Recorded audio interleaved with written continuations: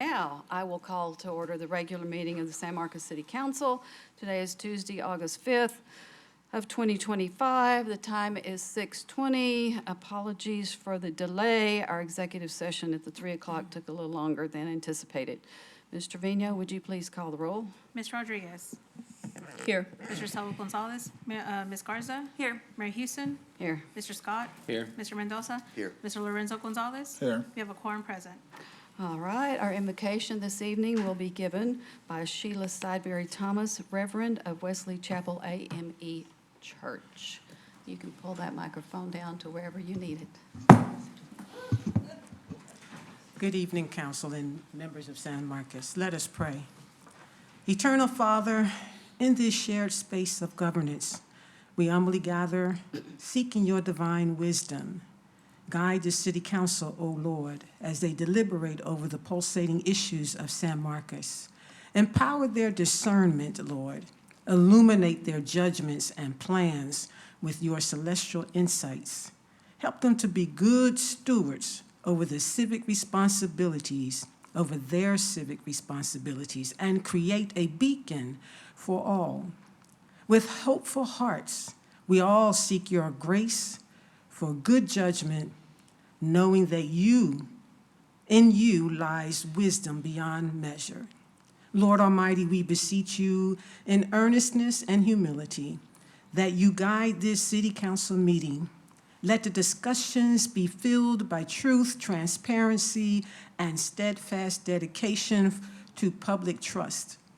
Reign supreme over all deliberations, reminding us to uphold integrity before decisions. Illuminate paths leading towards the greater good for all citizens, they are elected to serve. Guide the city council through turbulent seas of disagreements, bridge any division, suppress any storms of discord, inspiring concerted action for the communal good.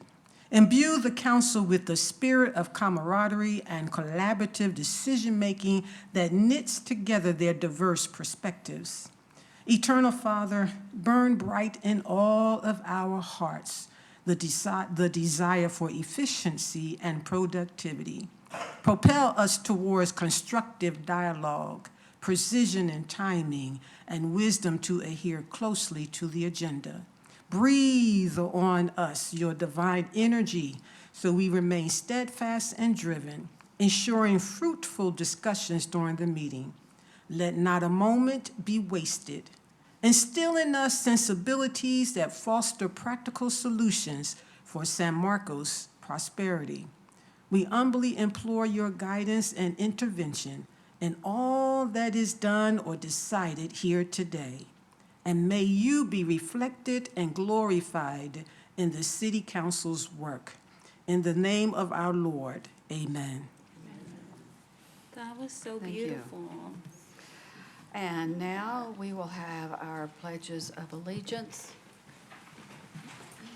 I pledge allegiance to the flag of the United States of America and to the republic for which it stands, one nation, under God, indivisible, with liberty and justice for all. Honor the Texas flag. I pledge allegiance to Texas, one state, under God, one and indivisible. All right. Council, I'm going to ask to do a little change in our agenda. Are y'all okay if we do 34B2 at this time? Yes. And Mayor, Councilmember Rodriguez, just wanted to make a quick statement on that before we. I was going to have Ms. Trevino read it, let Ms. Rodriguez make her statement, and then we'll do what we need to do. First, I need to get permission to change the agenda, though. Are y'all good with this? Yes, ma'am. Okay. Thank you for always making sure I stay totally legal. I rely on you for that, so thank you. Ms. Trevino. Consider action by motion or provide direction to staff regarding the executive session items discussed under the following section of the Texas Government Code. B, Section 551.072, real property, to deliberate regarding, number 2, the possible purchase of real property off of South LBJ between Cheatham Street and IH 35. All right, Ms. Rodriguez. Just for the public's knowledge, as board president of Centro, even though we don't stand to benefit in any way, shape, or form from the sale or purchase of that land, just to avoid the appearance of impropriety, I have abstained from that discussion. So I'm gonna. And you abstained from the executive session discussion Yes, ma'am. also? Mhm. Okay. All right. No. So you'll need to abstain at this point, too. Uh-huh. It's before. Yeah, it's just a statement. We'll be back to citizen comment before too long. Ms. Reyes. Good evening, Mayor, council members, and members of our community. I understand there was some concern about the item being placed in executive session, and I want to take a moment to provide clear context around why the agenda item concerning the property was placed in executive session. I recognize this is not just a piece of land. It's property with deep historical, cultural, and emotional significance for many in our community. I understand and share the passion surrounding it. My intent from the very beginning has been to help move this matter forward in a responsible, timely, and thoughtful way. Placing this item in executive session was not about limiting transparency. It is about following the process that allows the council to have an honest and legally appropriate discussion when real estate negotiations are involved, particularly those that include financial considerations, which it could include an offer for purchase. It is standard and necessary to have those conversations in a confidential setting to preserve the city's best negotiating position. Timing was also a factor.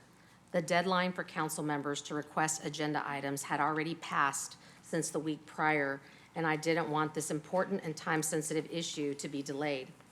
After speaking with County Judge Becerra, I added the item to the agenda in full compliance with council's rules. Every step I took was driven by a sincere desire to see the best possible outcome for our city, our school district, and everyone who cares so deeply about this property.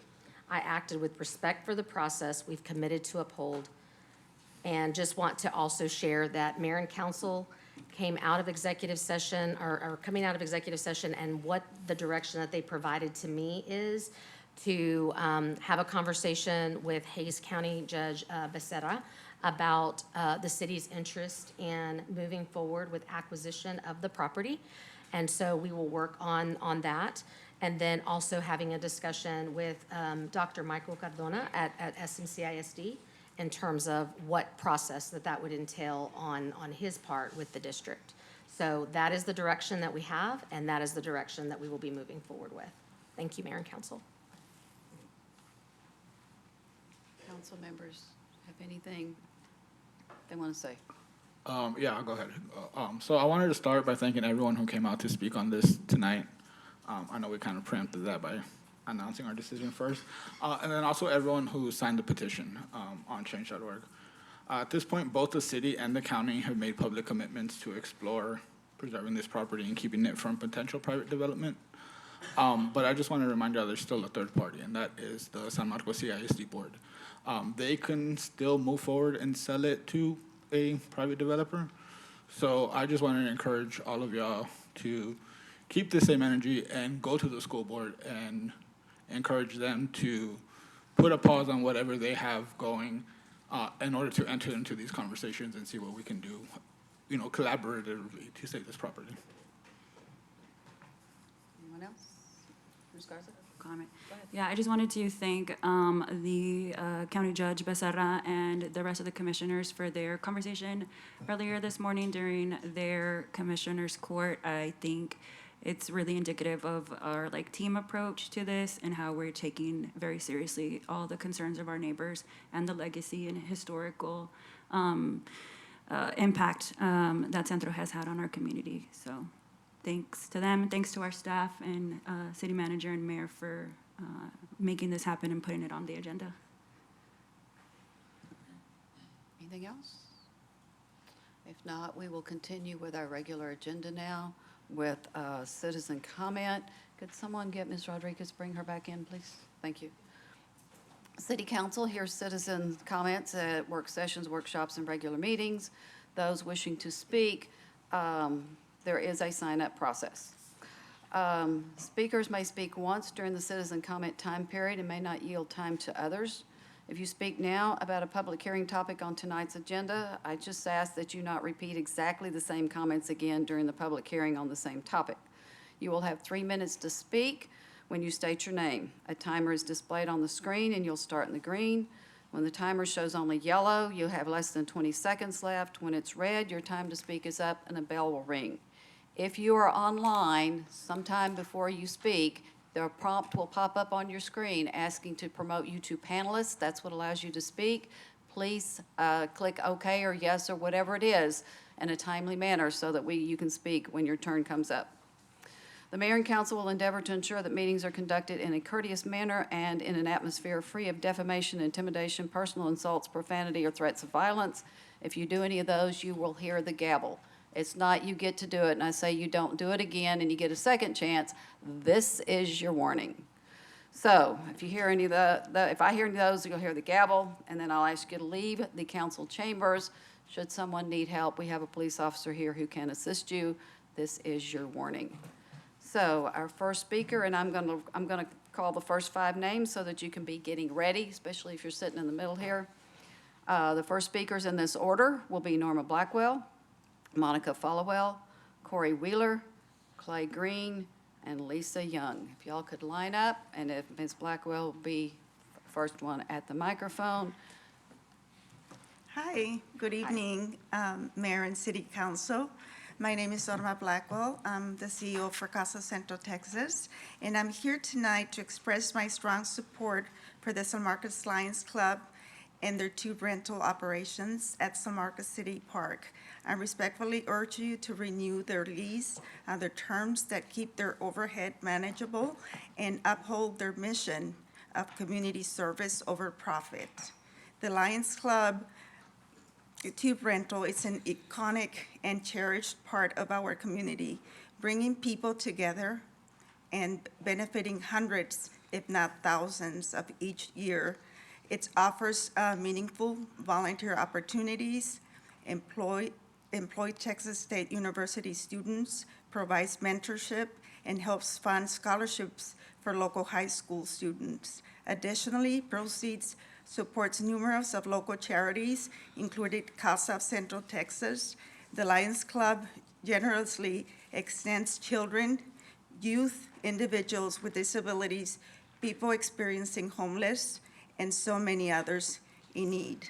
As a vital partner in San Marcos' nonprofit landscape, the tube rental revenue is invaluable in strengthening our community. Casa Centro, Texas relies heavily on the Lions Club support to serve more children affected by abuse and elect trained, dedicated volunteers and expand its reach. Any reduction in the Lions Club revenue would directly harm Casa and other nonprofits already facing funding shortages and growing community challenges. I strongly encourage you to offer the most generous lease terms possible to San Marcos Lions Club. Supporting the iconic institution safeguards well-being of countless vulnerable children and families who depend on their philanthropic efforts. Thank you for your time and thoughtful consideration, and hopefully you can renew their lease. Thank you. Our next speaker is Monica Followell. Good evening, Mayor and City Council members. My name is Monica Followell, and I want to speak to the support of the Lions Club retaining the tube rental lease. This isn't just about business. This is about a group that is consistently investing back into our community. The Lions Club has been faithful, servant-hearted presence in San Marcos for decades. And these funds raised through the tube rental don't just go to corporate shareholders or out-of-town interest. They go straight back into our community, into scholarships, local schools, vision care programs, and nonprofit partnerships. And one of those nonprofits they have generously supported is Mission Able, whom I represent today. Their support has helped us serve vulnerable residents, meeting real needs and improve the quality of life for families in the city. They in fact helped us to secure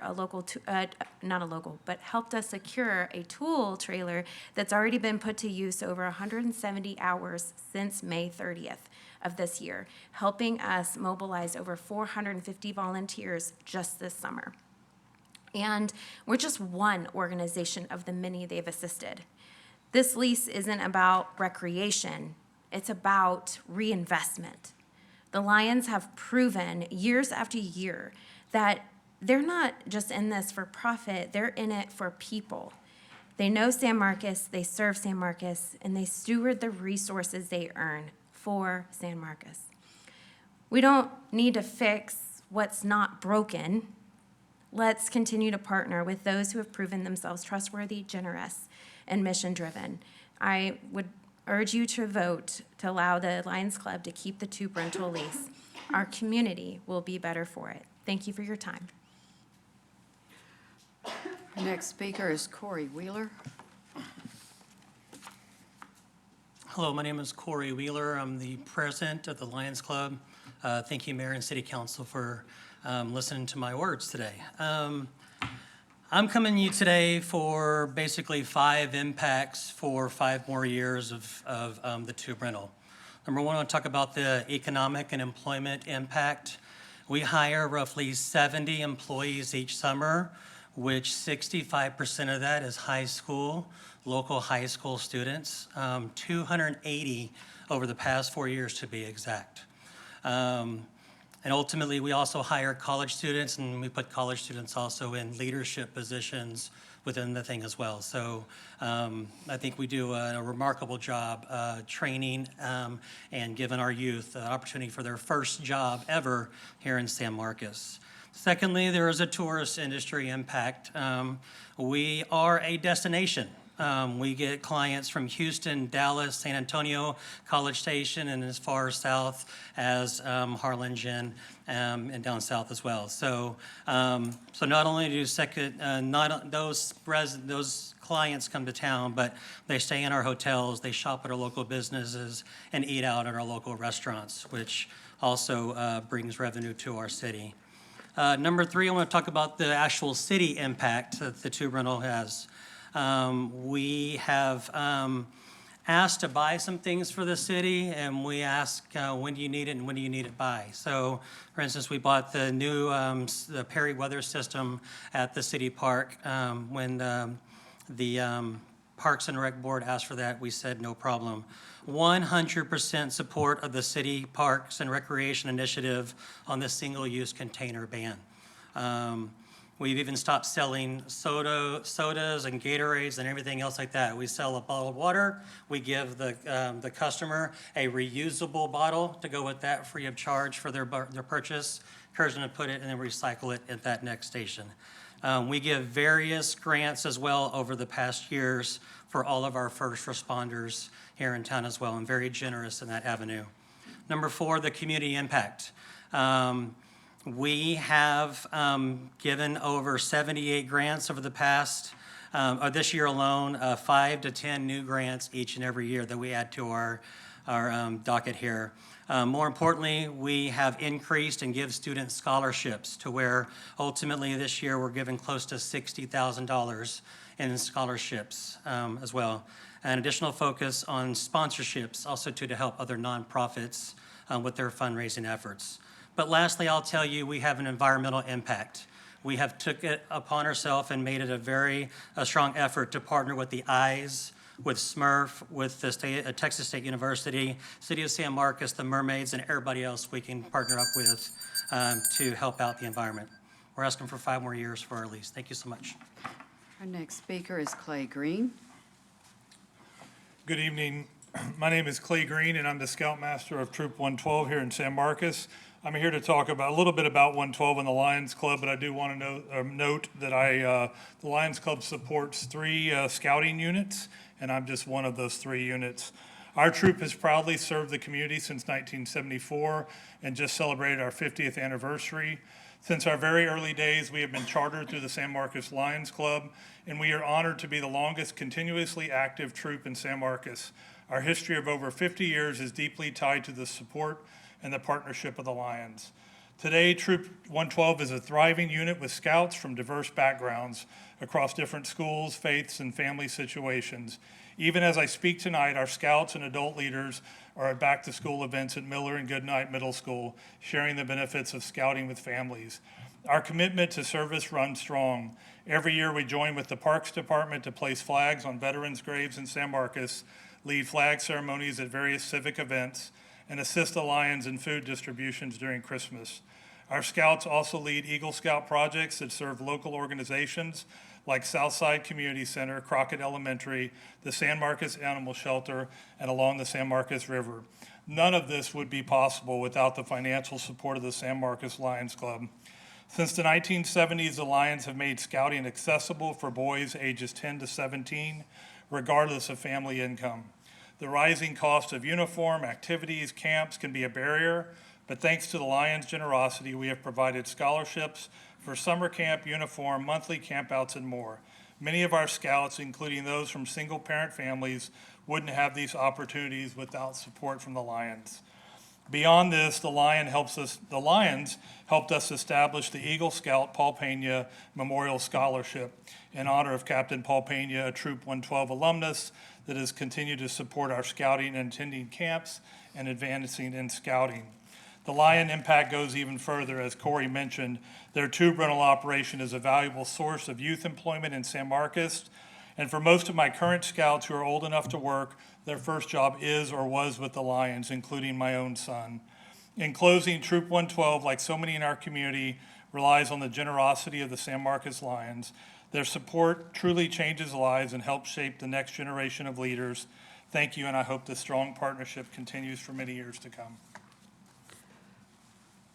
Next is Lisa Young, but after her, in this order, is Diane Breedlove, Ana Juarez, Ben Fest, Abigail Lindsay, and Tori Martin. Hi, I'm Lisa Young. I'm the director of the Hays County Food Bank, and I'm here to add my voice to the many that are here to speak in support of the San Marcos Lions Club. Before you've heard about all the good they do, you're going to hear more of it from me, but first I have to say their meetings are my primary source of corny jokes to share with my 83-year-old father, so thank you for that. But they support so many people in this community. One thing that I love about going to, they have meetings more than once a year where they are presenting grants to the nonprofits here in the city.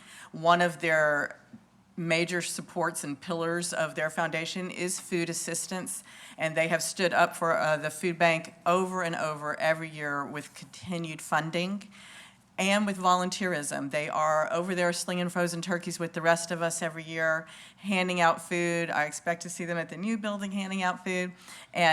But the best part, besides getting a check, which we need every day, all the nonprofit people will tell you that now more than ever, we are on the battlefield for the funding and support that we need. So this support is invaluable.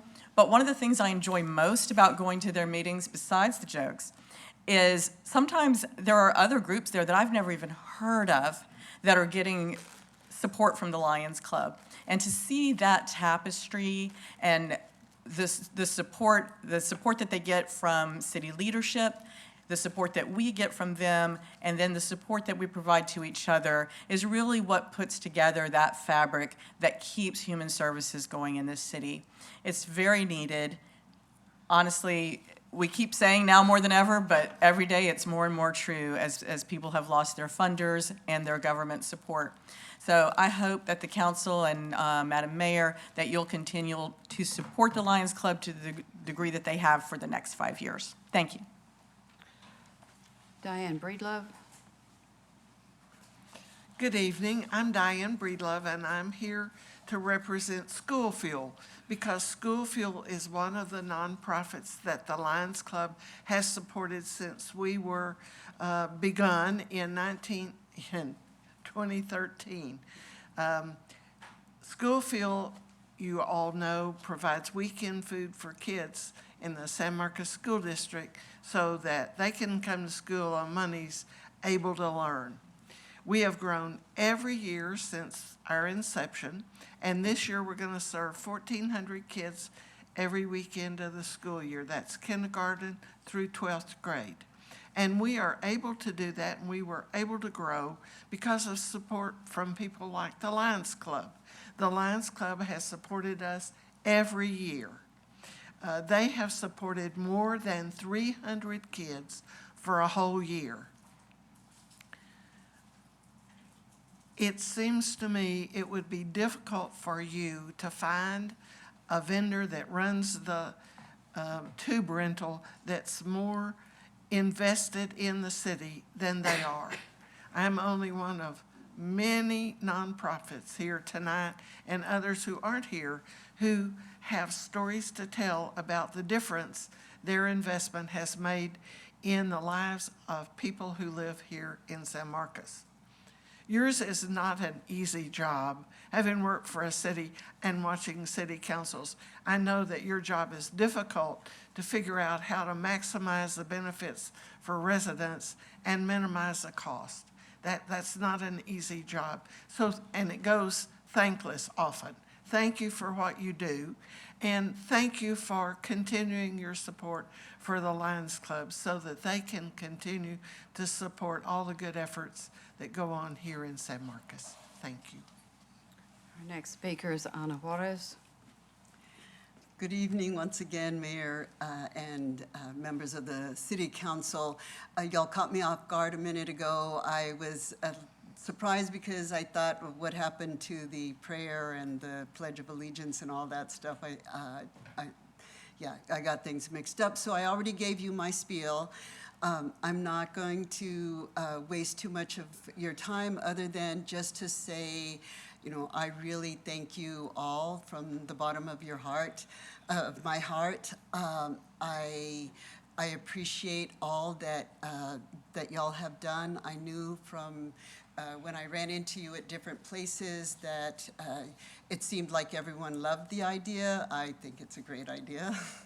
And everyone in the community seemed to really love the idea. And so I really appreciate y'all taking the time to, you know, to seriously consider it. I want to thank all the almost 900 people who signed the petition, the people who helped me to pitch the idea, SITSI, Preservation Texas, all kinds of other people who helped to support this. And I just want to let you know that I really look forward. This is a very hopeful moment for me because it's going to be the first, I believe, really the first thing that's going to happen in conjunction that fits into the Mexican American and Indigenous Heritage and Cultural District that we have established 4 years ago.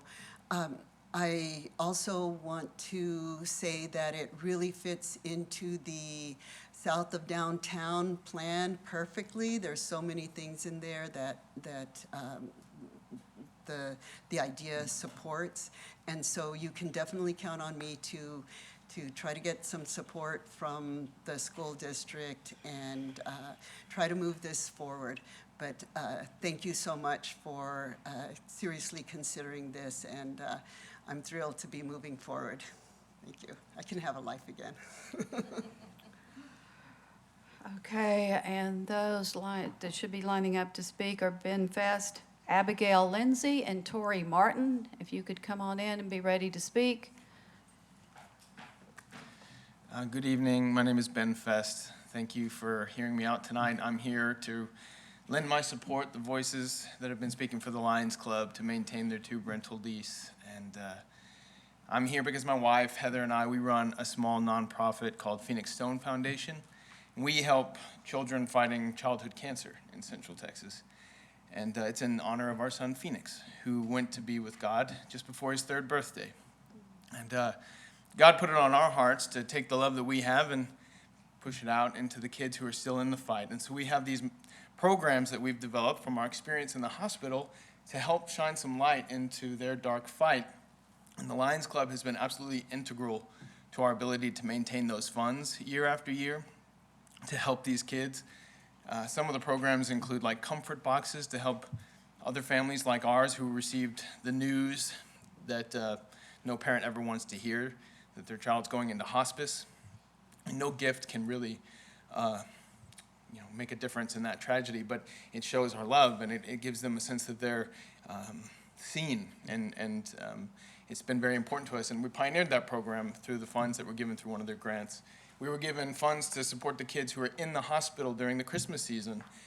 We got enough funds to throw a big cocoa bar party where the kids got to line up in the hospital with their cups and fill up with hot chocolate and whipped cream and candy and just have a joyful experience right there in the midst of their fight.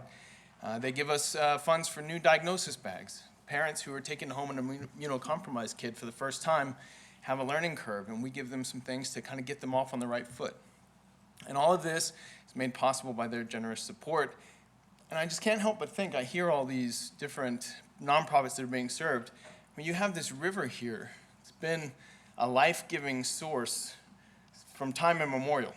And I can't think of a better way to amplify that out than by giving this lease to the Lions Club, because they just take those funds and pour it out and serve those in the community, even those who may not be able to ride the tubes, like the kids who are fighting cancer. So please consider renewing their lease this time, next time, every time. Thank you. After Tori Martin, if y'all will be ready, is Julia Ramsey New, Chase Norris, Jared Chumsey, Emily Mathis, and Melissa Rodriguez. Abigail Lindsay, is she here? I think online, I thought. She's not. No, she's not online. She's not? Okay, then you're next. Is everyone not here? You're next. I'm on the council. Mr. Gonzalez is not able to be with us this evening, and I'm sure Mr. Scott will be right back. Okay. I just want everyone to hear me. Hello, it's me again, Tori Martin. I just want to show up like I said I would in hopes to show you how important this is to me and how it fully impacts every aspect of my life and the most important people and living things to me in my life. I'm so glad to hear that y'all toured a data center, so I know how serious y'all are taking this. But please remember there are many different kinds of data centers. Armed guard ones that will not let you inside. I've stood outside the metal 3-story buildings outside their locked and gated entrances of the data center that we think is the one that John Mayberry is trying to flip the land and sell it to.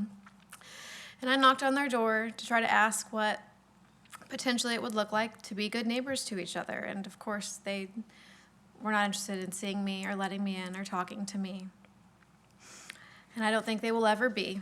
They make their HVAC workers sign NDAs. I'm nothing to them, and I think this town is nothing to them as well. There are multiple articles that come out every week about how data centers are negatively impacting their community. I'm just so scared, so please don't forget about me and all the things I've sat up here and cried up here about. It's been a bit embarrassing coming up here and being able to not speak stronger, but I know it's because I have so much depending on this. How could I not get emotional? This is my home. I've spent my whole life here bragging about this town. And now that I'm scared that they could turn their back on me and everything I've been so proud of. So thank you for listening to me, and I will see you in 2 weeks. Julia Ramsey New. Good evening, Mayor, City Council members. I am Julia Ramsey New. I'm the Executive Director of the Greater San Marcos Youth Council. And like most everybody else here, I am here to express my support for you to renew the lease for the San Marcos Lions Club. After listening to everybody and reflecting on my experience with the Lions Club and the way that they manage the tube rental, I can't think of a reason why we would fire them.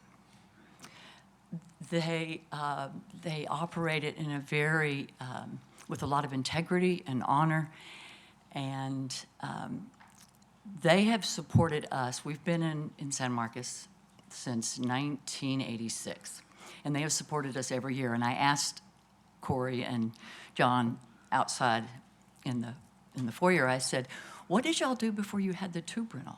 How did you make money? Because maybe the amounts were smaller, but the support we get from the San Marcos Lions Club helps us care for the children that have been abused and neglected and removed from their homes. And their needs are great, and we are responsible for all of them. And I'm not even going to take up my 3 minutes because you're already behind, and I want to thank you for listening, and I encourage you to renew their lease. I would advocate for more than 5 years, but it's probably against the rules. So thank you very much.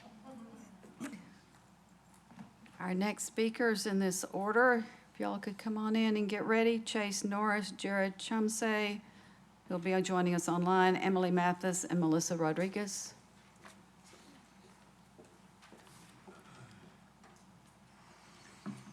Good evening, Mayor, council members, and Buena Gente of San Marcos. My name is Chase Norris, and I live here in town. I'm here to speak in strong support of 3 issues before you tonight that all ask the same question: what kind of community are we building? First, I urge you to adopt a right to organize ordinance as the first step in the San Marcos Tenants Bill of Rights. Over 70% of our neighbors rent their homes. I've spoken to tenants who face dangerous conditions. One was forced to relocate during mold remediation with no compensation. Another had her landlord enter her home without notice and show the unit while she was still in bed naked. These are not isolated incidents. They reflect a power imbalance that leaves too many residents feeling afraid, unheard, and alone. But across history, tenants have organized and won. Tenant organizing helped pave the way for today's federal protections. HUD guarantees the right to organize to tenants in subsidized housing, and so should we. When tenants organize, the community grows stronger. I urge you to affirm this basic right tonight and continue building a Tenants Bill of Rights that ensures housing is dignified. Second, I call on you to work with the Hays County and SMCISD to preserve the historic land behind the Southside Mexican School.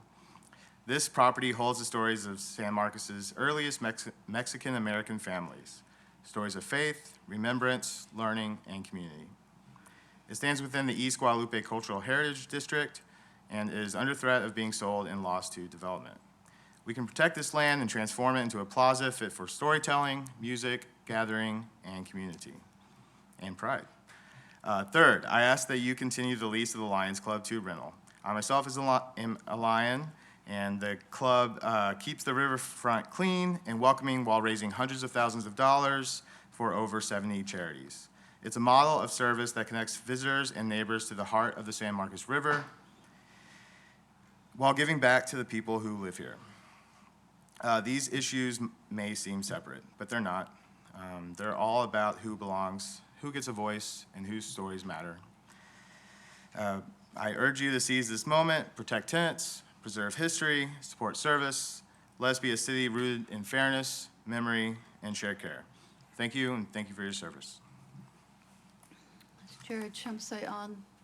Okay.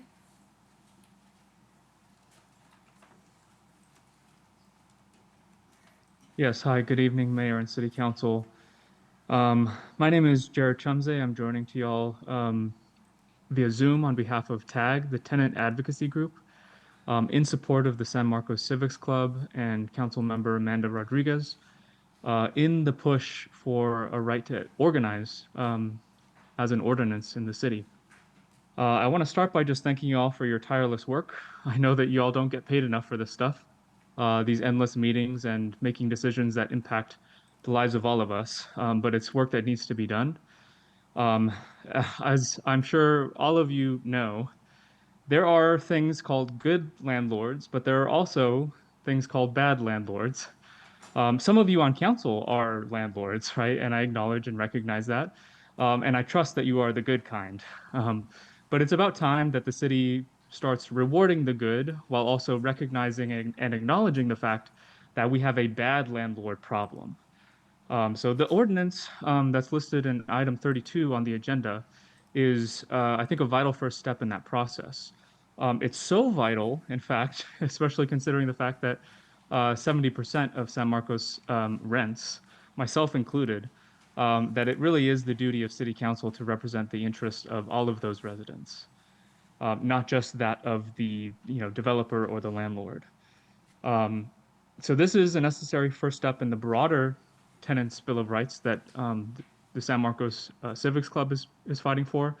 And it would be a good opportunity to demonstrate to voters and to San Marcos residents that you are willing to stand with tenants, with that 70% of residents.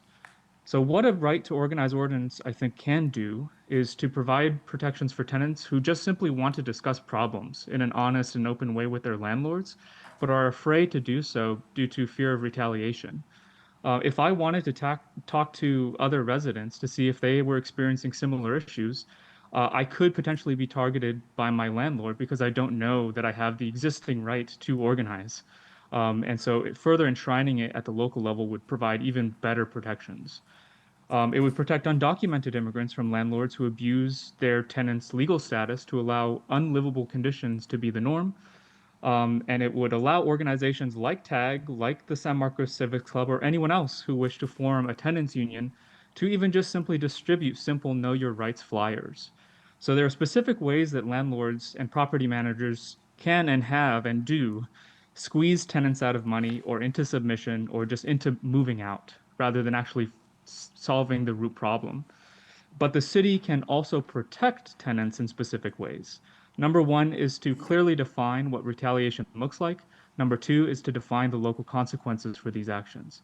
Thank you for your attention, and please consider voting in favor of a tenant's right to organize. Our next speaker is Emily Mathis.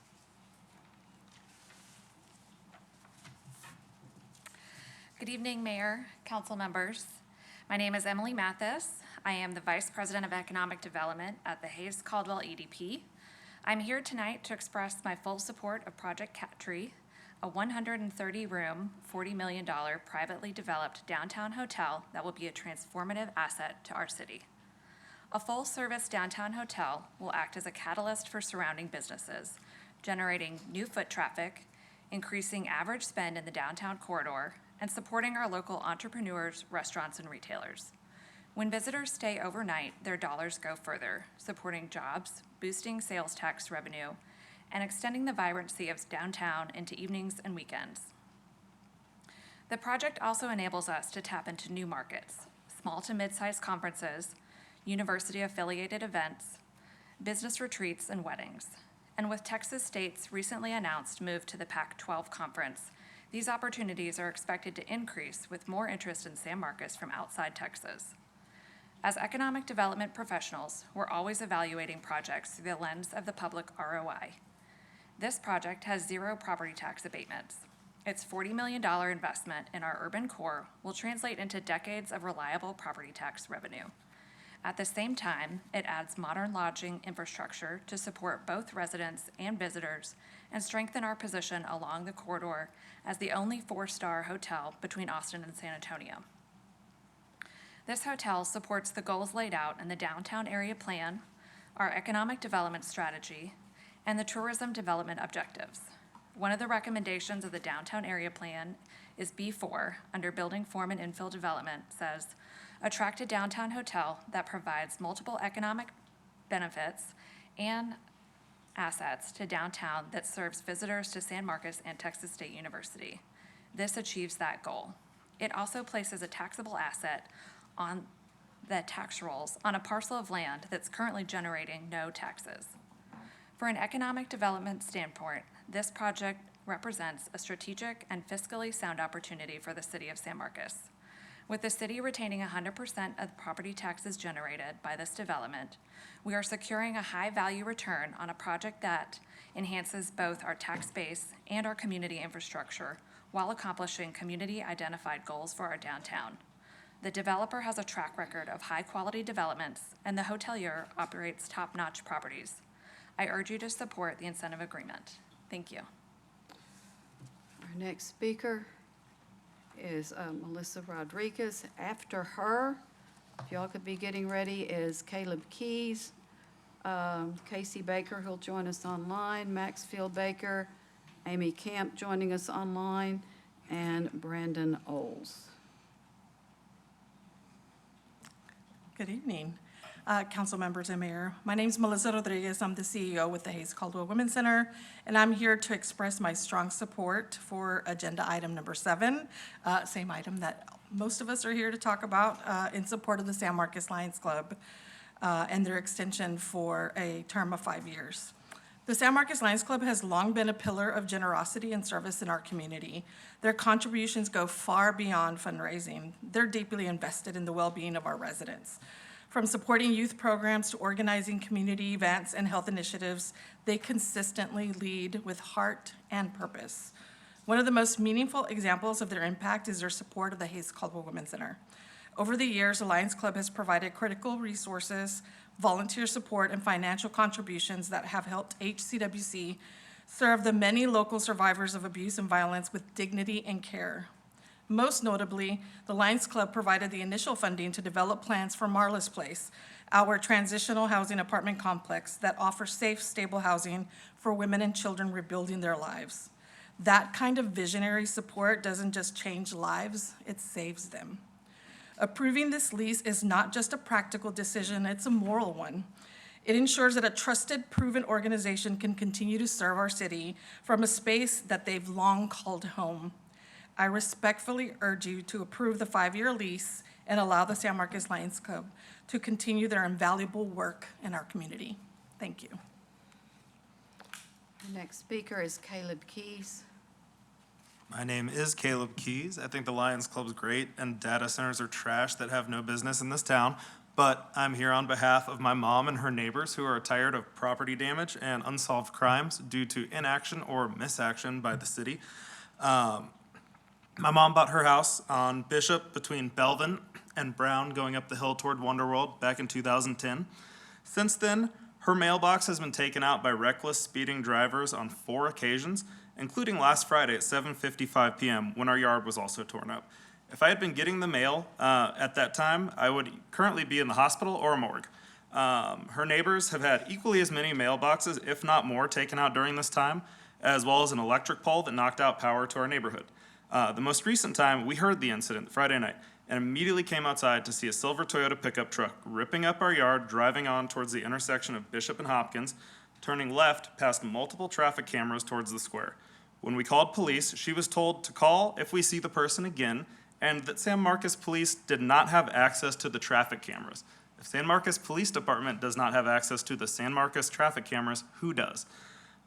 In the past, our neighbors have had a 6-month ongoing email thread with the city requesting fixes to this, such as speed tables like the one on Hopkins between Bishop and the Square, or speed limit signs with the flashing radar and warning lights attached.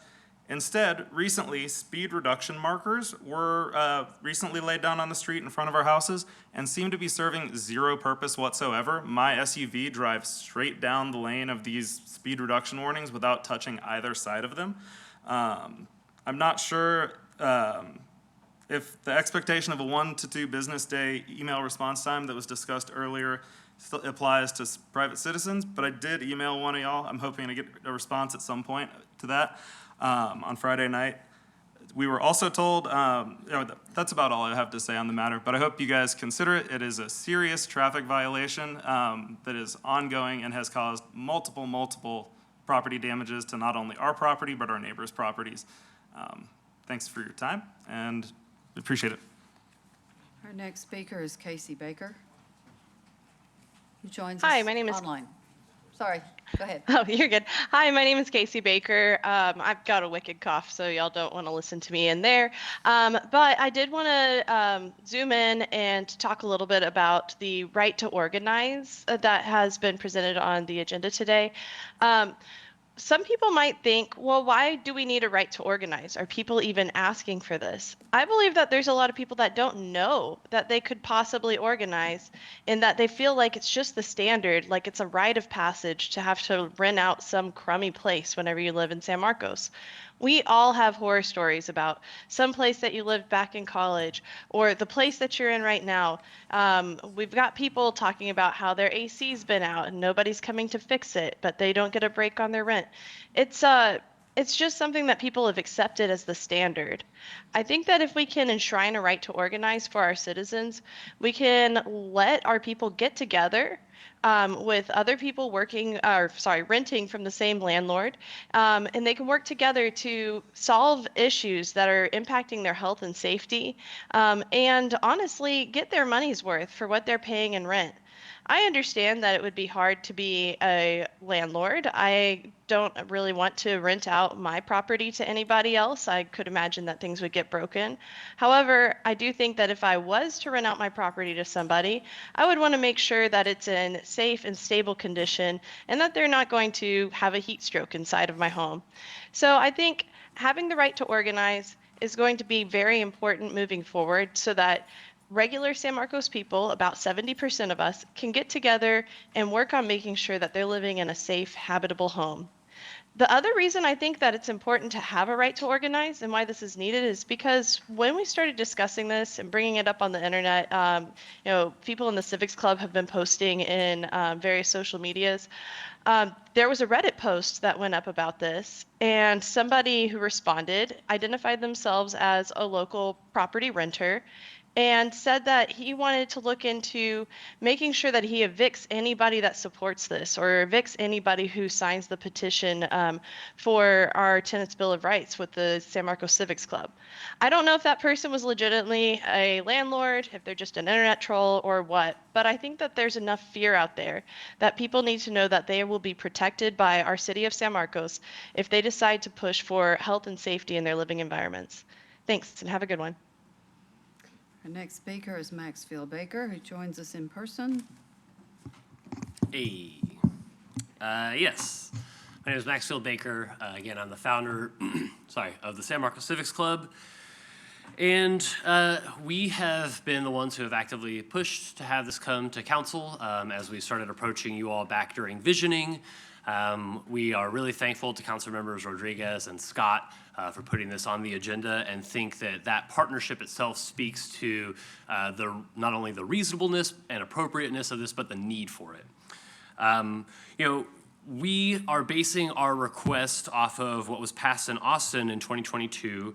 And you can look up more information for those of you curious from BASTA, B-A-S-T-A, Austin.com.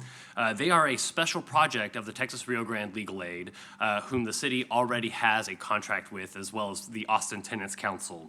And we think that by passing a right to organize ordinance, that will both empower that partnership and create opportunities for tenants to actually understand what those rights are. As you all saw in the packet, again, a lovely presentation put together by the proponents of this. There's a really good chart that I think sums it up. It's what Austin's ordinance clearly defines, it's what the state of Texas allows, and it's what the federal government allows. And the difference is rather stark. It's important to have these definitions in place. That's honestly one of the main things government does when we pass ordinances and stuff, and it's not the most exciting part of these big changes, but it's a very important part to get these definitions correct so that when tenants are harassed, when tenants are retaliated against, they know what their legal rights are. Those rights extend to things like posting flyers in areas. And this is an issue that, I have personal experience with when my dad was living at the Edge Apartments. They effectively stopped us from organizing and did everything they could to make him break his lease and get us out of that health and safety issue.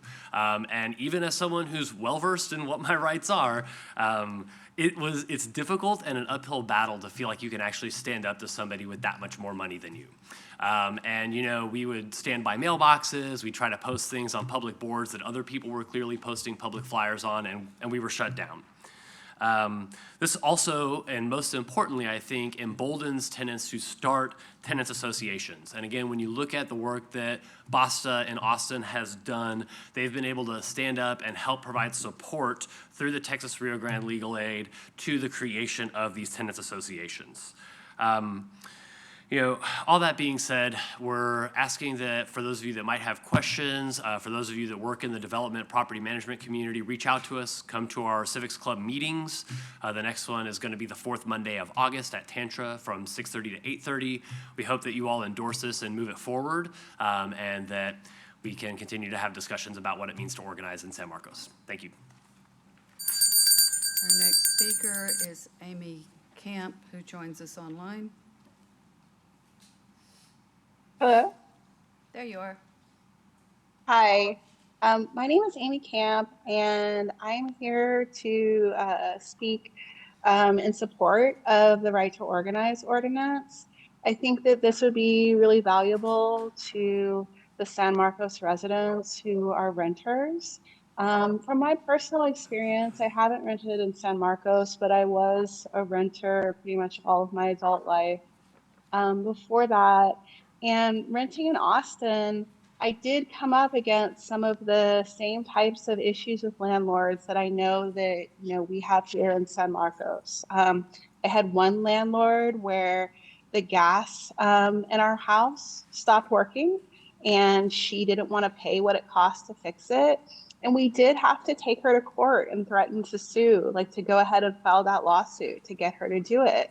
And the Right to Organize was super valuable there. First of all, while we were assisted by the attorney that I was working for at the time at the Austin Community Law Center, we also really relied on the Austin Tenants Council website in order to understand the really complex legalistic process that people have to go through, have to navigate in order to sometimes get their landlords to provide basic habitable conditions.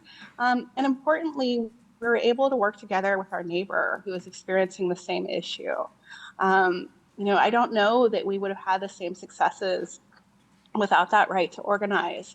And I think, as other speakers have pointed out, with students and other people living here who may be less knowledgeable about their rights, the right to organize becomes even more important. Things like the tenants associations being able to post this information. People don't know what they don't know. And when the process to hold your landlord accountable for something as vital and basic as a habitable shelter is so incredibly complex and legalistic, the right to organize is just vital. And I think that if we want to retain a vibrant community here in San Marcos, we really need to make sure that the people who are renting here in San Marcos feel welcomed, feel like they can build a life here, and the Right to Organize ordinance will help that. Thank you. Our next speaker is Brandon Oles, but following him in this order will be Bill Little, John Kaschak, Karen Munoz Trevino online, Rick Trevino online, and Terrence Sanders. Are you Brandon Oles? Yes, ma'am. Now is your turn. Fantastic, thank you. Good evening, Madam Mayor, ladies, gentlemen of the council. By now, many of you know who I am and why I'm here. For those of you that don't, allow me to introduce myself. My name is Brandon Oles, and I am running for Place 2 in the upcoming November election. I stand before you all today as a man of God, as a disabled Marine Corps combat veteran, and as an alumni of Texas State University. It is these qualities that I believe make me uniquely qualified to best serve the people of this city as their next newly elected council member. And you don't have to go very far to see that this is true. Just up the hill. As a student at Texas State, I had the privilege of serving the veteran community as both president of the Veterans Alliance as well as a veteran representative in student government. During that time, I wrote and passed a resolution that led to the creation of a veteran living learning community at Bobcat Village. This program was instrumental in assisting veterans as they transitioned from active duty to the academic arena, as it allowed them to live amongst the people who understood them best and help them as they transition into this next chapter of their lives. Another program I created was the Food Locker Program, designed to aid and assist students who struggled with food and hygiene product insecurity on campus. This program was simple. Email the Texas State Food Locker and request to use the services. I would then respond with a locker location and combo for 2 different lockers, one for hygiene products and one for food. I didn't need to know your name or your financial information. And you can go at your own time, discreetly, fill up your backpack, and go about your day. The best part was that it was funded by veteran alumni. And these are just two of the many programs I was successful in both creating and running in my service to the students of Texas State University. And that is what I am here to do. I'm here to serve the people of this city and ensure that each and every one of their voices is heard and represented. And while I am fully aware that of the council members here today, there are many differences among your personal, political, and religious beliefs, there is also a lot of common ground. And it is on that ground that I ask each of you to work with me so that together we can build a better San Marcos. Thank you for your time. Our next speaker is Bill Little. Good evening, Mayor, City Council. I'm Bill Little with American Ventures, Vice President of Development. I'm here tonight to answer any questions as we've requested consent item number 3 to be pulled. So what that may mean to the project moving forward. Also, to let you know, I'm here in support of item number 22, the PID petition. Thank you. Our next speaker is John Kaschak. Is that person here? Then we will go on to Karen Munoz-Trevino online.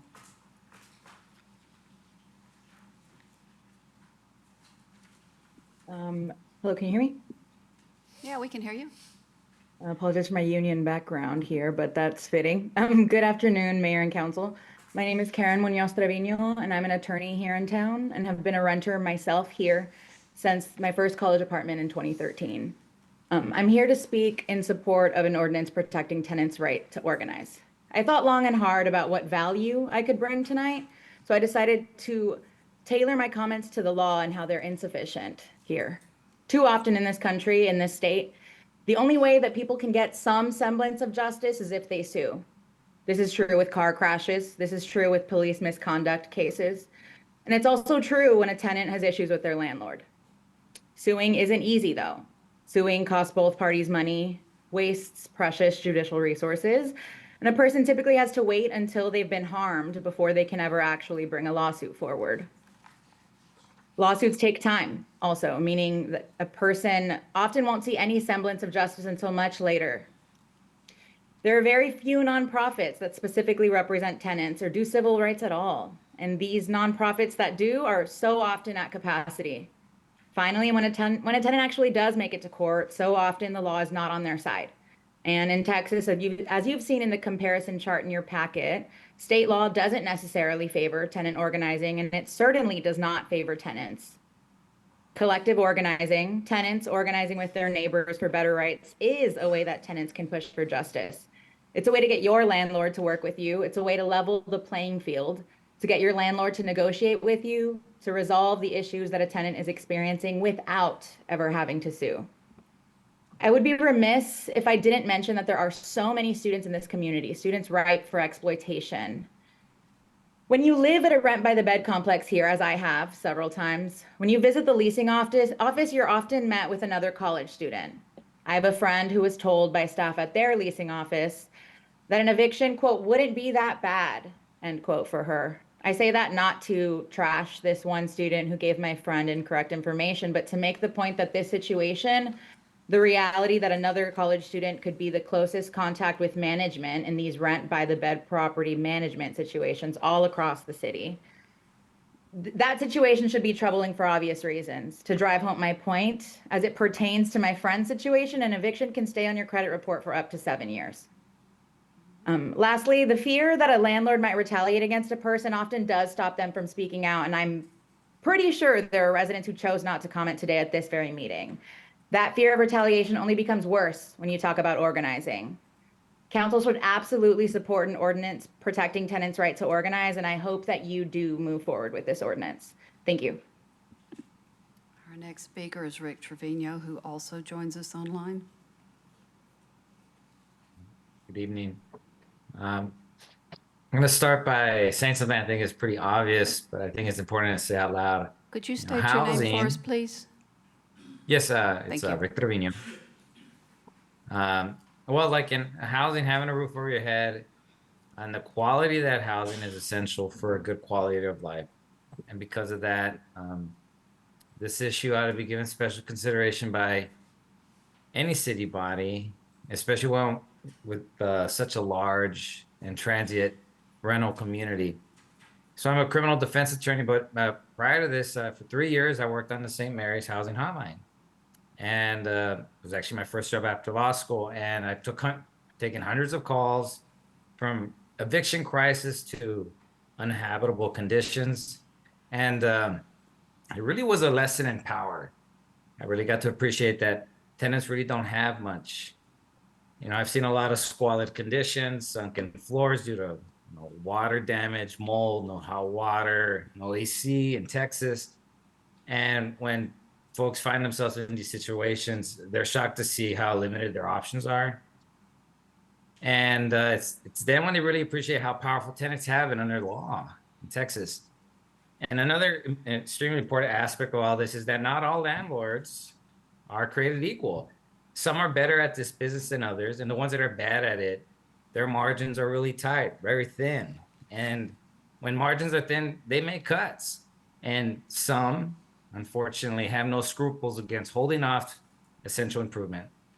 I support this proposal because when tenants are allowed and protected to communicate with each other about their living conditions, things get better. And I want to share with you a brief anecdote about the Vista Ray apartment complex in San Antonio, Texas. So Vista Ray was part of a pretty large and sophisticated property management company, similar to many that are popular here in San Marcos.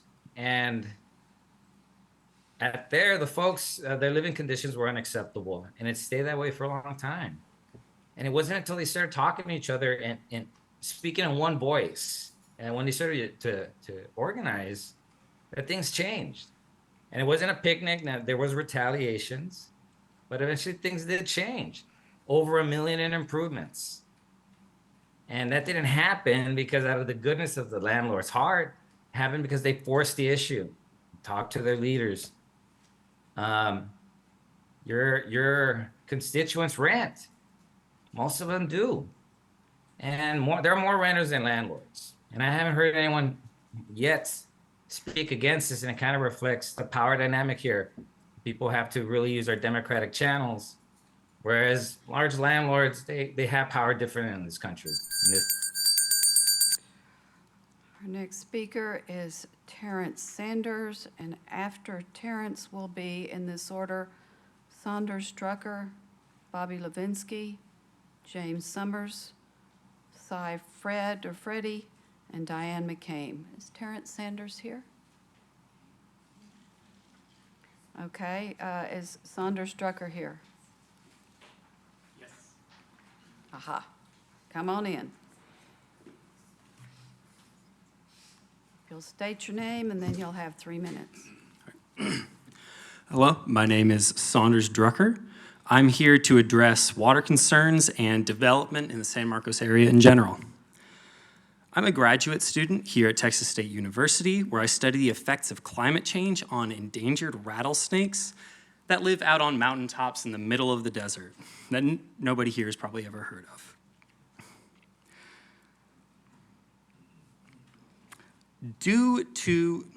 That live on mountaintops in the desert. Due to breakdowns in the consistency of weather patterns from human-caused climate change, the species I work on are going to go extinct in my lifetime.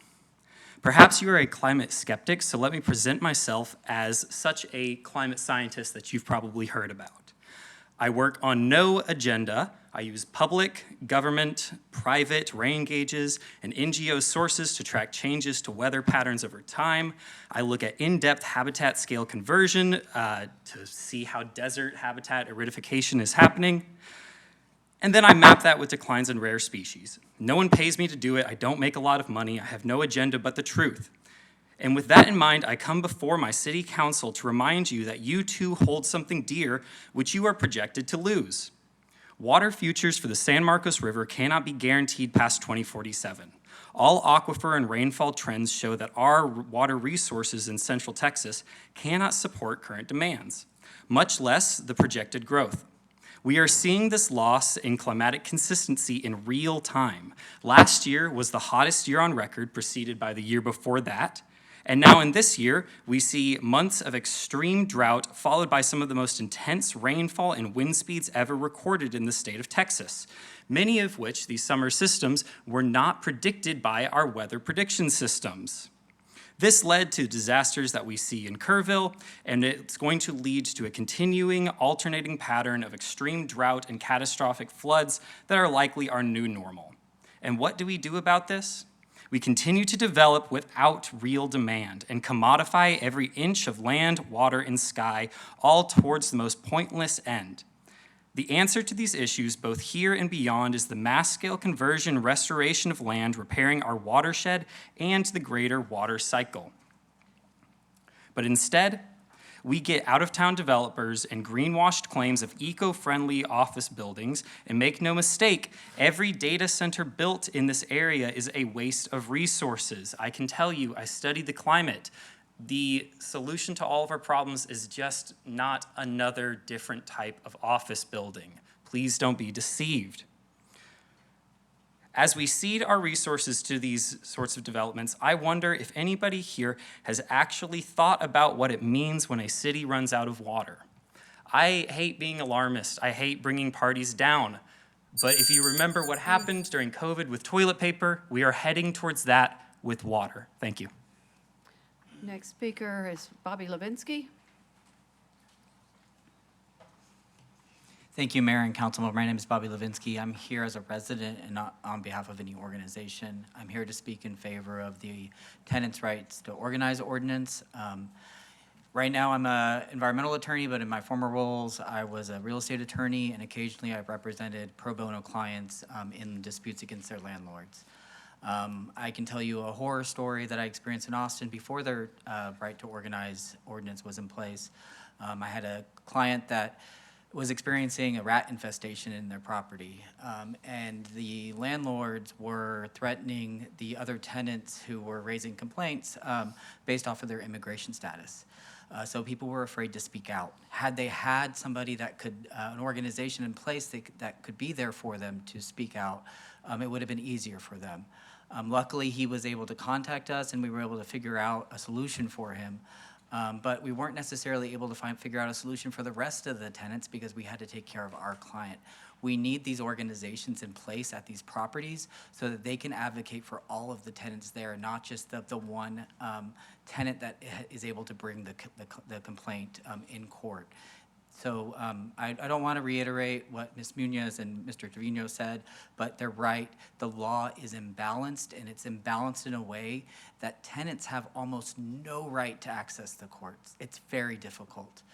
So this is just a real simple ordinance to give a little bit of balance, and we encourage you to please consider it. Thank you. Next speaker is James Summers. Is James Summers here? Is Fred or Freddie here? Diane McCabe. Oh. You'll state your name for the record, please. Hi, I'm Cy Freedy. In the spring, P&Z made the sensible and ethical decision to deny land use changes to facilitate a data center, thanks in large part to the many hours a day Jim Garber spent in research over the last days of his life as a public servant. P&Z decided not to allow Mayberry to return to them, stating that he really should have been able to explain the most rudimentary aspects of his proposal by then. Months later, he still can't. It was suggested at that meeting that a restrictive covenant be drafted in collaboration with us. The actual document concedes next to nothing. He and his lawyer have claimed claimed publicly this would not be an AI data center. His website continues to promote mendacious information. His water numbers do not add up at all. 250 LUEs is about 32 million gallons a year, whereas he said, standing here, that the 6 or 7 buildings needed about 70,000 gallons each to be refilled after about a decade. That's less than 500,000 gallons in 10 years. Of course, none of this accounts for the indirect water used for electricity, which we all know by now far exceeds the direct cooling water. There are so many reasons which on their own should be sufficient to deny these data center projects, including the domino effect of industrialization on one of the remaining agrarian communities along I-35, the dangerously polluted wastewater which would become the responsibility of the city. This horrendous ecological and social justice issue This becomes a horrendous ecological and social justice issue. Not everybody can afford the hundreds of dollars for a home water filter removing PFAS. The likelihood the city will not be able to secure potable water for human use in the coming decades without resorting to drinking our treated sewer water in an era of increasing deregulation for industrial contaminants, not to mention climate change and the consequences of increased emissions from frac gas power plants and diesel generators this infrastructure runs off. Given this, and given that any tool is only as useful or beneficent as the entities that wield it, and we are talking about an industry dominated by tech billionaires and militaries, and a developer who signed a non-disclosure agreement with the data center operator and can't seem to give us straight answers on anything, this seems like a bad wager for the city to make. It is truly a sad indictment of our socio-political infrastructure that some years of tax revenue for public schools could sway policymakers into making choices diminishing the very school children's prospects for a healthy future. I'd like to remind everyone that Mayberry stood here and insisted that he would not de-annex. There is a clear path to protecting our community from this data center coming into being. We would like to trust that city officials will heed the pleas of the people in their jurisdiction such that we can turn our attention fully to the developments like Cloudburst, which have circumvented city involvement. I'd like also to remind everyone that Mayberry has promised emphatically that his project has nothing to do with Cloudburst. Data center struggles are emerging all over the globe. They lie at the intersection of the most critical issues of our day. I understand that y'all visited a data center recently. Remember that data centers now proposed exceed the megawattage of all the more than 80 San Antonio and Austin data centers of a year ago. Listen to the people of this place who love this place and are willing to fight for it. Thank you. Our next speaker is Diane McCabe. Hi, I'm Diane McCabe. Haven't been here in a long time. It's great to be here and to see all of you and hear about all the things going on in the town, in our city that we love, and the Lions Club. I made a list of all the organizations that were mentioned tonight and all the concerns people have, and it's really wonderful. But I'm here to speak in support of what you've already said you're working toward, to work on the land near LBJ and Cheatham Street and that area, the site of the old Mexican community, and just to celebrate that decision you've made to work together. That's how this town, I think, is so great.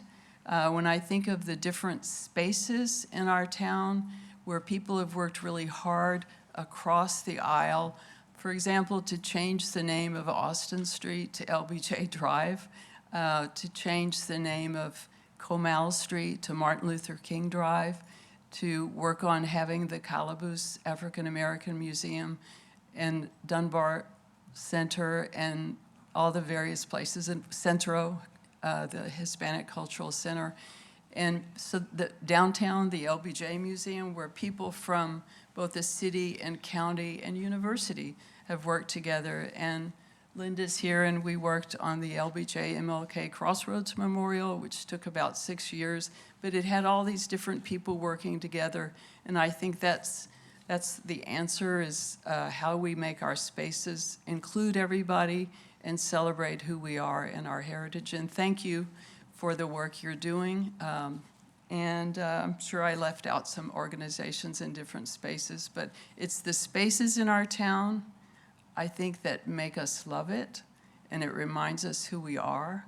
And if we can have these spaces be alive with our culture, our history, and where we're going, we'll be a really wonderful town, even more so than we are now. Thank you for your work. I'm going to go back around to see if Abigail Lindsay has made it, John Kashchak, and James Summers. If not, that concludes the citizen comment portion of our evening, and we will move on to the consent agenda. The following ordinances, resolutions, and other items, numbered 1 through 20, may be acted upon by one motion. No separate discussion or action is necessary. However, council members can pull items from the consent agenda for a separate discussion. What we do is we will conclude this, then we have the public hearing. We only have one this evening, and then we would go back to those items that are pulled. So, council, I am going to pull items 3 and 5. Are there other items to be pulled? Ms. Garza, did you have one? 7. Okay, got that one. 18. 18. You said 3 and 5, Mayor? Yes, ma'am. Okay. 3 and 5. Anybody over here need to pull anything? Okay, I would accept a motion to accept and approve items 1, 2, 4, 6, 8 through 17, 19, and 20. Was that a motion, Mr. Yes, Scott? yes, I have a second. motion by Mr. Scott, seconded by Mr. Mendoza to approve the consent agenda. And we're push button voting? Yeah. Okay, the motion passes 6-0 with 1 absent. All righty. So now we will move on to our public hearing, which is item 21. Ms. Trevino.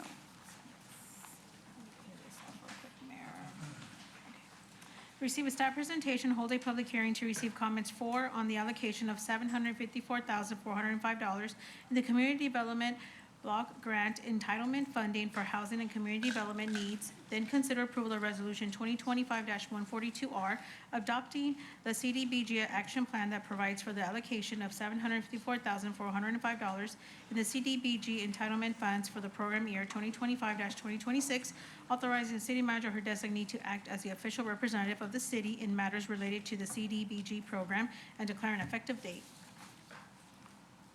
Okay. I will open for presentation. Good evening.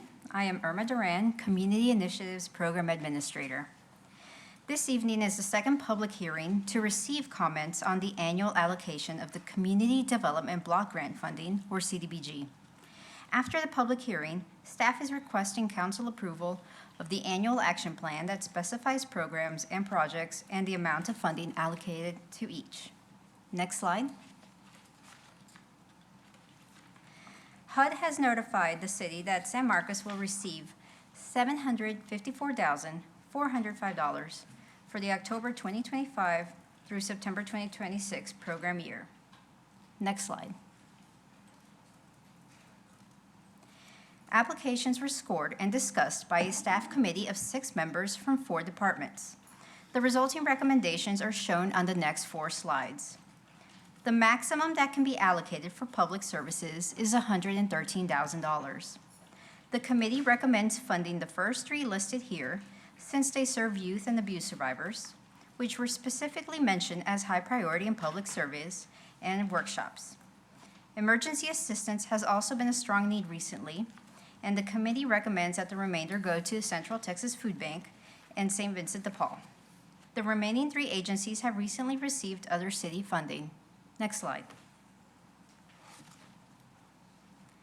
The purpose of the Thorpe Lane Sidewalk Project is to make the sidewalks and driveway crossings ADA accessible from Hopkins to Ocarina Springs, to provide better access to residents in the area, including 2 major low-income housing projects, multiple student and other apartment complexes. Last year, this project was funded $650,000, but that was less than requested. This year's allocation will fully fund the project to complete the entire originally proposed scope of work. The staff committee also recommends funding $55,000 in support of the Mitchell Center renovation, with the stipulation that at least 75% of the funding for the total project must be committed to the project before the CDBG funding can be spent. The 75% funding stipulation is due to the fact that with CDBG, any funding spending must result in the actual benefit to the public. And if it does not come to fruition, the funding has to be paid back. We need to be certain that the whole project will happen before CDBG funding is spent. As you will see on the next slide, the committee prioritized funding affordable housing with the remainder of the funding. Staff took into consideration that Cotette McCall has recently received $150,000 through the city for sprinkler repair. Regarding the Calaboose Museum, city facilities staff determined that roof repairs could be included in the city budget since the facility is owned by the city. Next slide. Oh, leave it right there, please. The staff committee recommends the amounts shown here for projects related to affordable housing. The last 2 amounts are for legal and title company expenses for applicants to our programs who do not fully qualify because of unclear title to the property. It is estimated that $10,000 may provide services for 4 families, and $3,550 may provide services for 2. Next slide. Finally, the city is requesting 20% of the funding to be used for staff hours spent on this grant. Community Initiatives Division staff members track their hours and assign them to the appropriate grant or the general fund. This 20% does not cover the entire cost of the hours spent on this grant. Next slide. Next is a public hearing to receive comments on the proposed uses of CDBG funding. Then staff is requesting council's approval of the 2025-2026 CDBG action plan, including funding allocations as presented. This concludes my presentation. Okay. Then I will open the public hearing and ask if there is anyone who wishes to speak. Mr. Trevino, I don't believe anyone signed up prior and online. Okay. Looking to see if anyone here in the lobby, the parking lot, wants to speak for, against, or about this item. Anyone? Anyone? I will close the public hearing, and I await a motion from council. Second. I have a motion from Ms. Rodriguez, seconded by Mr. Mendoza. Questions, concerns, thoughts, council?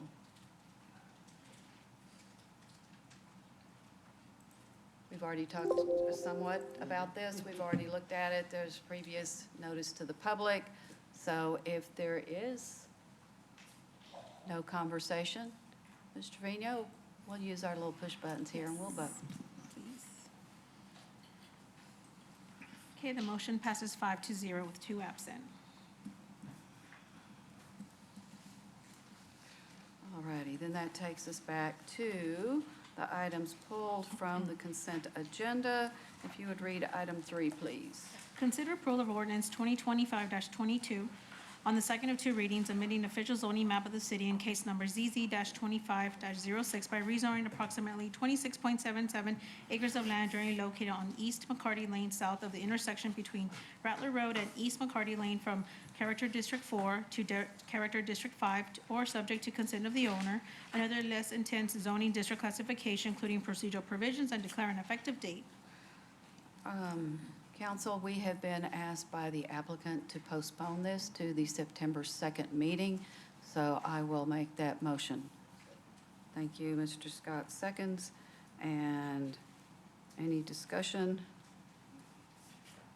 We will vote on the postponement as requested by the applicant. The motion passes 5-0 with 2 absent. All right, and now we'll go to item 5.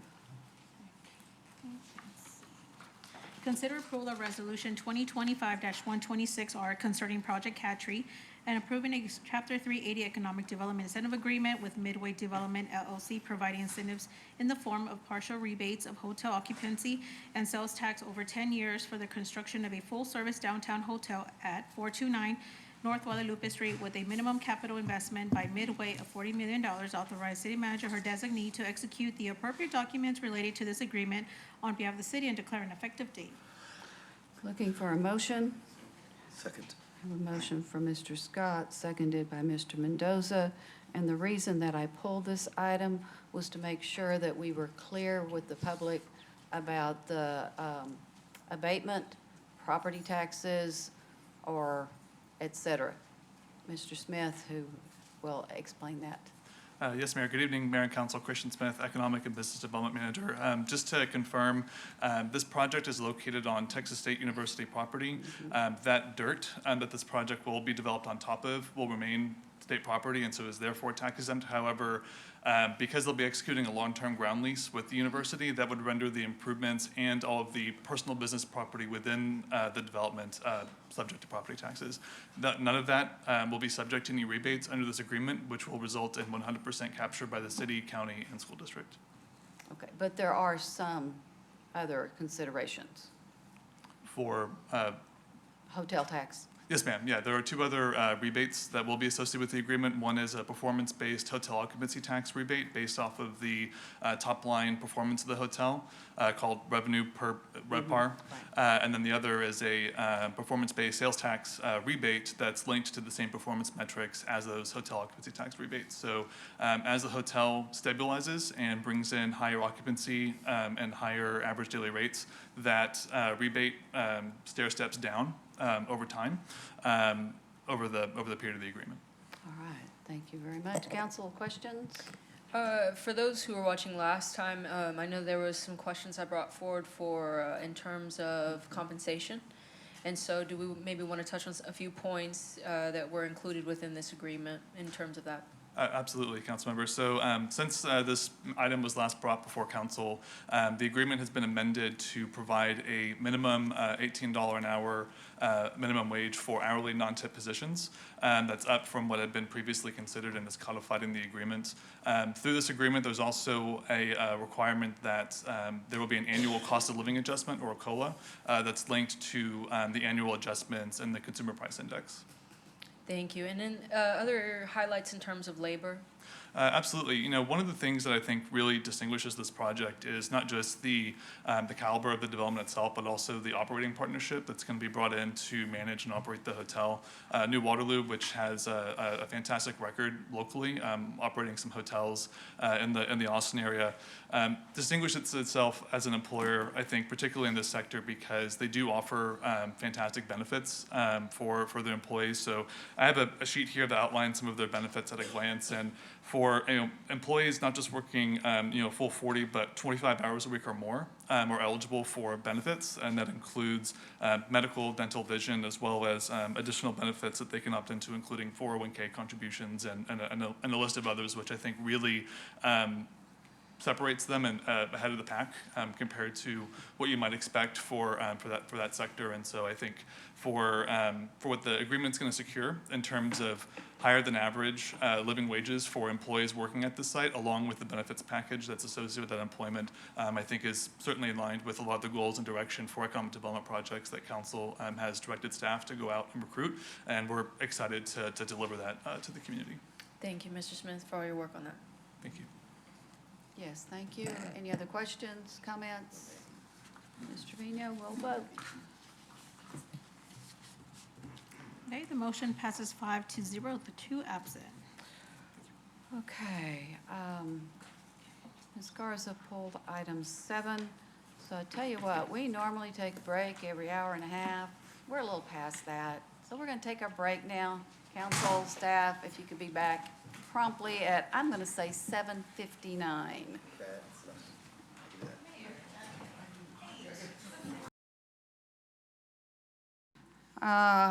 We have concluded our recess. We are back in at 8 o'clock.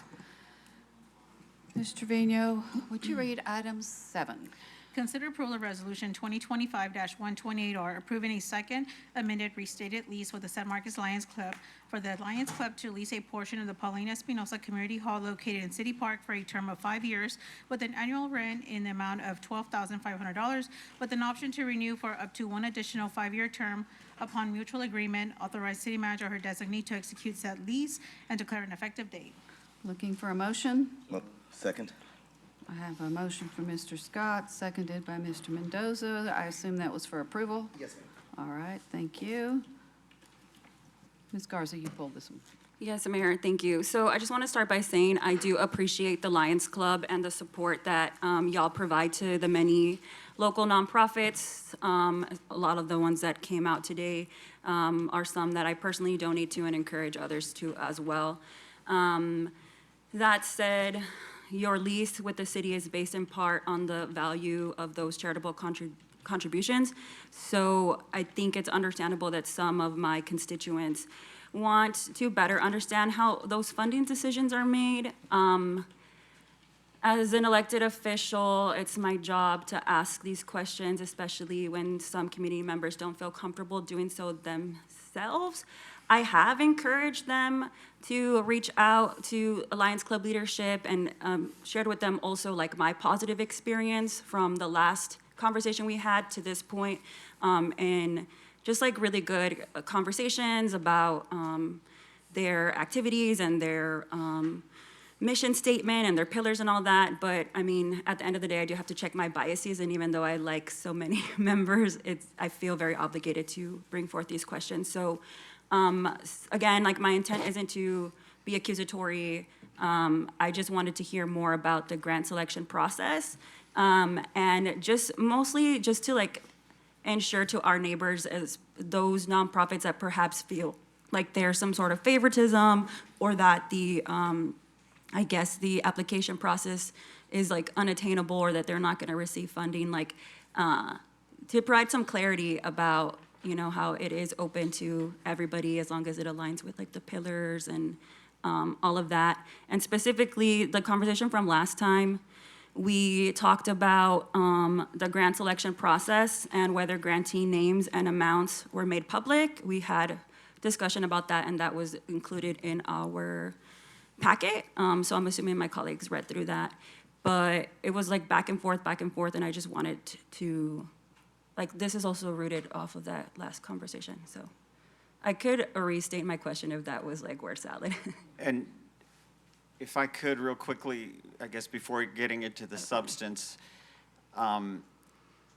there's a couple of ways. If you want to address some of your concerns in the form of the document itself, the lease, there's a couple of ways to do this. One is you could have a motion to amend the lease to include verbiage in terms of, it would be a council decision whether it's some sort of an annual report of expenditures and so forth, or something along those lines. And that could be an amendment. You could authorize staff to make that amendment, and it could either be brought back to council for a final approval, or you would just authorize us to make that amendment. Another option is to direct staff to put in some language that addresses that concern and postpone the item until the next meeting so that that language could be presented to the public and considered by the council at the next meeting. So you have a couple of ways to do that. Amend it tonight or postpone and come back with an amendment.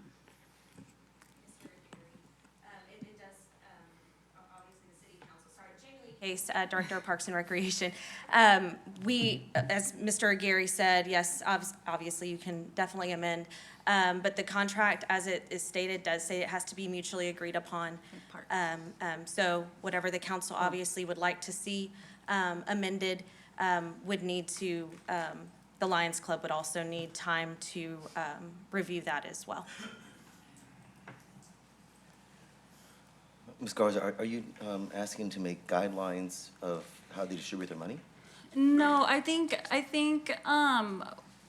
similar to like the conversation that was outlined in our packet, just wanting our viewers at home to better understand like the selection process, because our lease is like I said, based in part on the value of those charitable contributions. I think that's like a reasonable ask. So are you looking for what their guidelines are? I mean, I'm trying to find out what you're wanting for them to tell us. Yeah, like I said, just shed some more light for our community on the grant selection process. When and where they share grantee names, if the amounts are made in public, and then also I want this opportunity for the Lions Club to kind of share, their outreach and like how everything that goes into their selection process, just so that our neighbors who have voiced concerns since the last time we had this discussion, which again was outlined in that super long memo, so that it's reiterated that it's open to everybody. And, there's just some, and I mean, I'm surprised you haven't heard this since you're always out in the community. It's just there's been a conspiracy since I've been going to school here that people just have been trying to destroy the Lions Club. And I'm just trying to find out where I'm not saying you are, but Right. these people have tried So to you for have so heard long. then, yeah, and Oh, so I yeah, feel but- like but every they've been every so wrong. right, so this is our ignorant. opportunity to give them like a platform to be able to kind of address those concerns. Now, I don't know about destroy, but I don't have like amendments that want to reduce like the lease years. I think 5 is reasonable. I don't have amendments in mind to increase the rent or any other things like that. I just want to use this opportunity for the Lions Club to have a platform to share their perspective. Could I ask a question that might be in front of this? Yes, ma'am. Is your application for funding different organizations, is it online? And do you have written policies as to how those applications are considered? Yes, again, Corey Wheeler, president of the Lions Club. Yes, ma'am. Our grant application is readily available on our Lions Club website. And the guidelines Yes, ma'am. are posted out there also? I don't know, the guidelines are not. The process is that we have an online application that has no due date. There is no, there's never a point to where we will never accept an application. So they'll put it there. So anybody can do it 24/7, 365. We have a time frame that we prefer nonprofits to apply within. Once we get applications, we have a grants committee that is formed within the Lions Club composed of 16 individuals. The Lions Club that meticulously goes through each and every application that we have. We consider who has been applied in the past, who has applied brand new as well. We go through those individually. We put together a proposed budget of what they are requesting and how much we're allotted to give out. Unfortunately, over the years, we have got to the point to where we are unable to slice the pie with the amount of applications we are given. So ultimately, we're having to kind of borrow and anyway, the committee puts together the proposal that goes to the finance committee. Finance committee then gives the blessing and approves or denies that grant proposal. Then the finance committee presents the budget to the board of directors, or the board of directors will then have a chance to either approve or deny the budget put forward by the finance committee. You said that goes to the board and then to the membership? Or just to the board? Well, yeah, The budget. after the board of directors has approved the budget for the calendar year, then we bring it to the next General Assembly meeting, let them know that the resolution was passed and the budget is good to go for the 2025, 2026 year. So the membership's notified, but they don't vote on it? That's correct. Thank you. Okay, that's really helpful, and to the mayor's point, yeah, I saw the grant request form. I was also told that, some folks are, they don't know, like, they could apply or, like, renew every year, and so, is that correct? Yes, in the past, I have chaired the grants committee.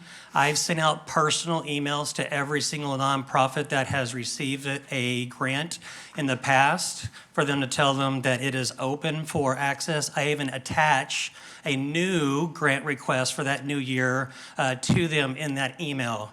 And then I have sent follow-up emails, up to 2 emails following up those, saying, hey, if you have not received your application, you still have time as well. That's only for the known recipients that I have data for. If a nonprofit has not ever applied, I don't have any information. I cannot reach out, so I don't reach out to those nonprofits. Thank you.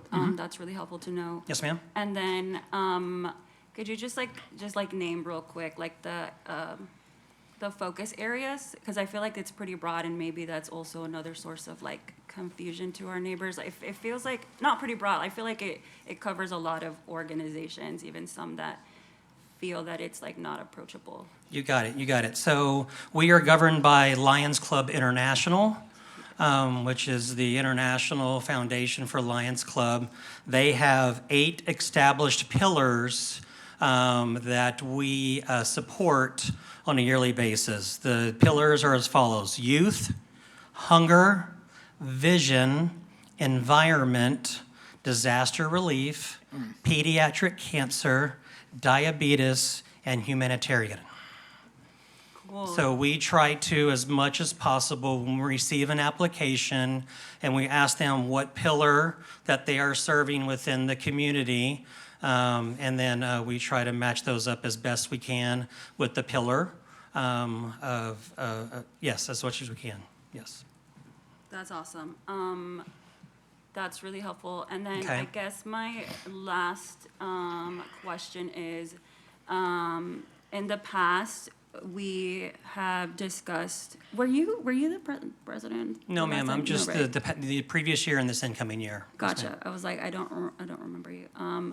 In the past, we had some members of the past council asked for a rationale for not providing a more drilled down, I guess, a list of grantees and dollar amounts. Yes, I ma'am. do remember the conversation talked about the, what is it, the 990 and how that information is there. So yeah, just to kind of touch on that, could you, I guess, share your thoughts on like the rationale for not providing that information? Yes, ma'am. Yeah, so I think you were provided with the amount and the total list that we've given to over the past 5 years. But yes, our CPA that we work with to do our nonprofit books and all that stuff has told me, yeah, that it's a public available 990 form for all nonprofits that is open and public, and you're welcome to pull that document up and see exactly what you're looking for. Yes, ma'am. Right. And just like for the viewers at home, that document, like if you scroll down, like you see like the dollar amount and the entity, and even like the scholarships amount. I will say that the latest one online is from 2021, 2022. So I feel like that's something that our neighbors pointed out. But yeah, I guess the question is like, what is the hesitancy in releasing that information? Like up-to-date information. I don't know if there's a hesitancy. I just don't, there's a document that, and we'll work on getting that document updated with our current CPA. But ultimately, I think we provided everything that was to be provided that we were asked for. So there's no hesitancy. I think when you heard some of our nonprofits talk about the checks and we give them out, we give them an opportunity to let them and tell the community and tell our group how our dollars are being spent and how it impacts their community. We never, ever release how much we give them to any other group. What we give them is their business and whatnot as well. So we've never, ever, ever in the 15 years previously have ever released this information, but it is, I think, publicly available in the 994. Right, I understand that. Again, I personally really appreciate your work as somebody who keeps pushing for even more social service funding for the same organizations that apply for and are granted money by y'all. I feel like it's important for me to ask these questions, but also to encourage our neighbors to reach out to y'all directly and perhaps Yes, we can ma'am. get Visit more. our website, or they can go to info@sanmarcoslionsclub.org. Again, that's info@sanmarcoslionsclub.org. They're welcome to send an email, and I guarantee you somebody from my executive staff will get them with immediate to get them an application or talk to them more about our grant process. I don't know if anybody else. I has- check that email daily, so yes, ma'am. Awesome. Any comments, questions, concerns, burning desires? I just feel like it's important to continue the conversation and to name these things as, I didn't know how Matthew described it, like a, what is it? What did you say? It's a tack on or what? Like, People have been it's just, it's a Yeah. misunderstanding. Yeah. A lot of people in this town have just been very, Yeah, I can't go down And it in the goes time to- machine. I can only speak to the last 5 years, but that's, yeah, yeah. it's been a while. Is it yeah. mostly due to the unknown? That's exactly what it is, yes, ma'am. And to be honest with you, I mean, I had that same way until I got the history lesson of just Rio Vista Park and City Park and just, I Were was you enlightened? beyond belief. So I've been humbled. Yes, ma'am. Anything else? No, I mean, I guess, yeah, like Mr. Aguirre kind of helped shed light on the last conversation, which was, I forgot what council member it was, but they're talking about how in our CDBG and like other programs that we require in our funding contracts, those, there's like a stipulation that says if we ask you for financial documents, you give it to us. But I was enlightened that is like streamlined with those type of contracts because those are us funding those entities, right? And this is a lease contract, and that's the difference, right? Yeah, so just also for the viewers at home when they're talking about like why does Lions Club get special treatment or whatever, it's because this is like a lease agreement, not a funding contract, right? I don't know if you're looking at me That's like you kind of correct. butchered it. That's a but- good distinction. It's a lease, and at least the lease itself has typical things, including, maintenance of the premises, but it addresses things having to do with the single-use containers, maintaining the premises in a clean manner, and so forth. So it does have a number of obligations in there. In addition to lease payments, there's other payments. That's There's correct. litter, Right. payments for litter pickup Abatement. and all those kinds of things. There's a number of things that y'all Right. pay and for us, I- and your own efforts to keep the river clean. Right, I'm and sorry. thank you for the free reusable water bottles. And again, like I didn't mean to like put you in like the hot seat. I do think it's important that our neighbors know that we're asking these questions and that they feel comfortable as well, Yeah. reaching out to you, hopefully building that trust and counteracting some, I guess, historic unknowns. Well, and again, I think I can speak on behalf of my club, and like, we would like to be more charitable. So if you agree to this thing, maybe we can have more access to profits to give out to more. So Right. I would encourage you, yeah, anybody that you know who has not applied or has not that, please have them. So again, there's no deadline to the application like that. I will tell you, if they apply after December 31st of this year, they won't be considered until the following year where our budget goes. So we will carry over the application. They just won't be considered in this year because of the way our budget works. But we, yes. Thank you. Yes, ma'am. I appreciate all the information. Mr. Wheeler, Yes, ma'am. you said in your prior presentation that I want to say 65% of your employees are high school? Yes, ma'am. Did I get that figure correct? Yes, ma'am. Yes, ma'am. I'm not even sure if this is a question that we can ask, but by chance, how much do y'all pay them per hour? I don't have that number with me. I know we're pretty competitive and we give raises each and every year based on the cost of living as well, but I don't have exactly. We have tube handlers and we have senior tube handlers. We have cashiers and senior cashiers and bus drivers and stuff. So we have different levels of pay scales during that, but I can basically provide that information for you if you'd like. Yeah, just out of curiosity. And then the litter abatement strategies. I heard about the water bottles. I saw in the agreement needing to keep, to Mr. Aguirre's point, to keep the property clean.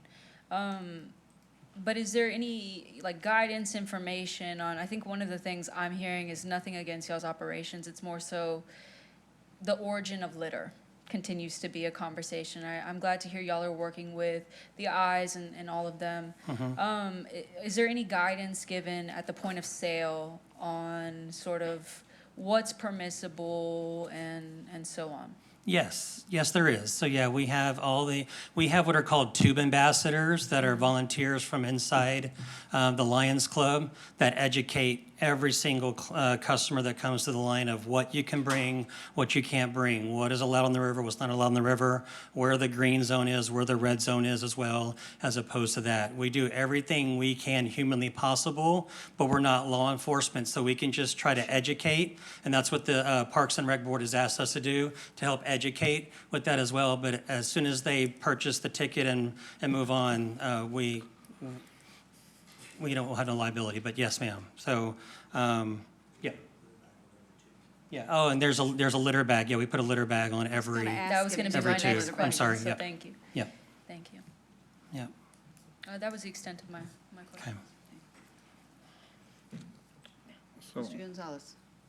So I had a question. So over the Yes, ma'am. past month or so, I've gone a couple of times to the river, actually just to spend time with our new chief marshal, and seeing how the changes, including the fence, have affected us. And overall, it seems like it's been a positive thing. But I did notice several times that people were having to, because of the fence, they can't access your concession trailer at like close to the falls. So people are actually like swimming across with their credit card in their mouth. Yes, sir. So how is that affecting like y'all sales and stuff? It is. We've taken a significant decrease in sales in our concession stand at Rio Vista. We're still committed to paying what we need to pay to the city to keep that open. And we're working on other ventures and other avenues, maybe solutions to that in the future, working with the Parks and Recreation and things like that to maybe eventually move it around or work on another site. Okay, and to that, because I figured that's probably what the solution would be to relocate it. So I guess my next question is actually for Mr. Aguirre. In reading the contract, I believe, and I don't have it in front of me because I'm looking on my computer, it says something to the effect of the concessions trailer is on the paved area, et cetera, et cetera. If we were gonna move that trailer at some point in the next 5 years, would it require a contract amendment and this whole process again? Or is the language in the contract allowing them to work with I guess, with Jamie to relocate that trailer? I need to find that section of the lease here. I have it in It's front of me. 302 on page 270. Lessee is granted permission to place a temporary concession stand on the concrete slab located in Rio Vista Park. Concession stand may not be placed prior to May 1 of each year and must be completely removed by October 1 of each year. Yes, I think you're right. That seems to be the location. If they're going to change that, we would they'd have to get permission from the city first. Does it specify slab, or does it specify the exact location of that slab? That was essentially my It question. says Right, the that was concrete slab the located in concrete slab. Rio Vista Park. I've got a couple in Rio Vista Park. Some on the other side next to the pool that are I abandoned. don't look at me, I don't know. I would need enlightenment if we have a known concrete slab or not. But here's, yeah, GPS coordinate. Yeah, we But- do. But here's It's a my specific question, thing. regardless of where it is. If it's likely to move far enough away from 302 that it's no longer applicable, if we know where that's going to go, and if we could just maybe change 302 to broaden it out, but not to the world.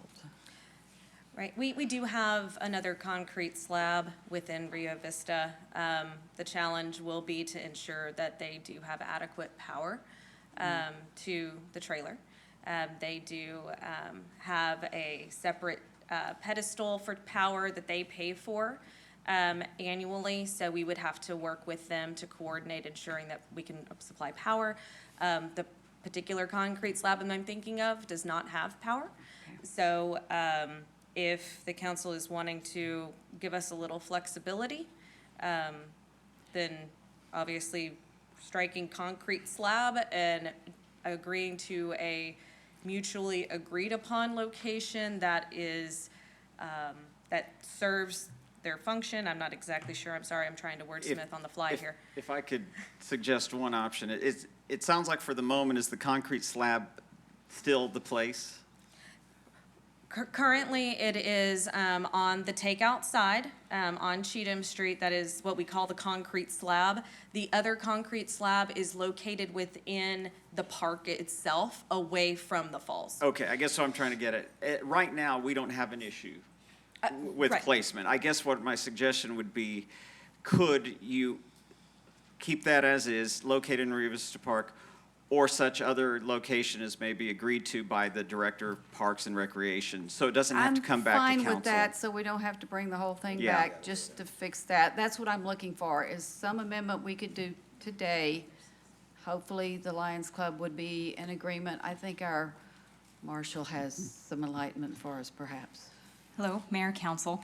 Yes, just wanted to add that also this year, just being a test year, that the suggestion is great, but it may be perfectly fine right where it's at, that we can also renegotiate this to make sure that people don't have to swim across the river in some pseudo credit card pirate situation. Yes. I'm sure that we can make that work, and do that with some rope and different things like that to help create those lines.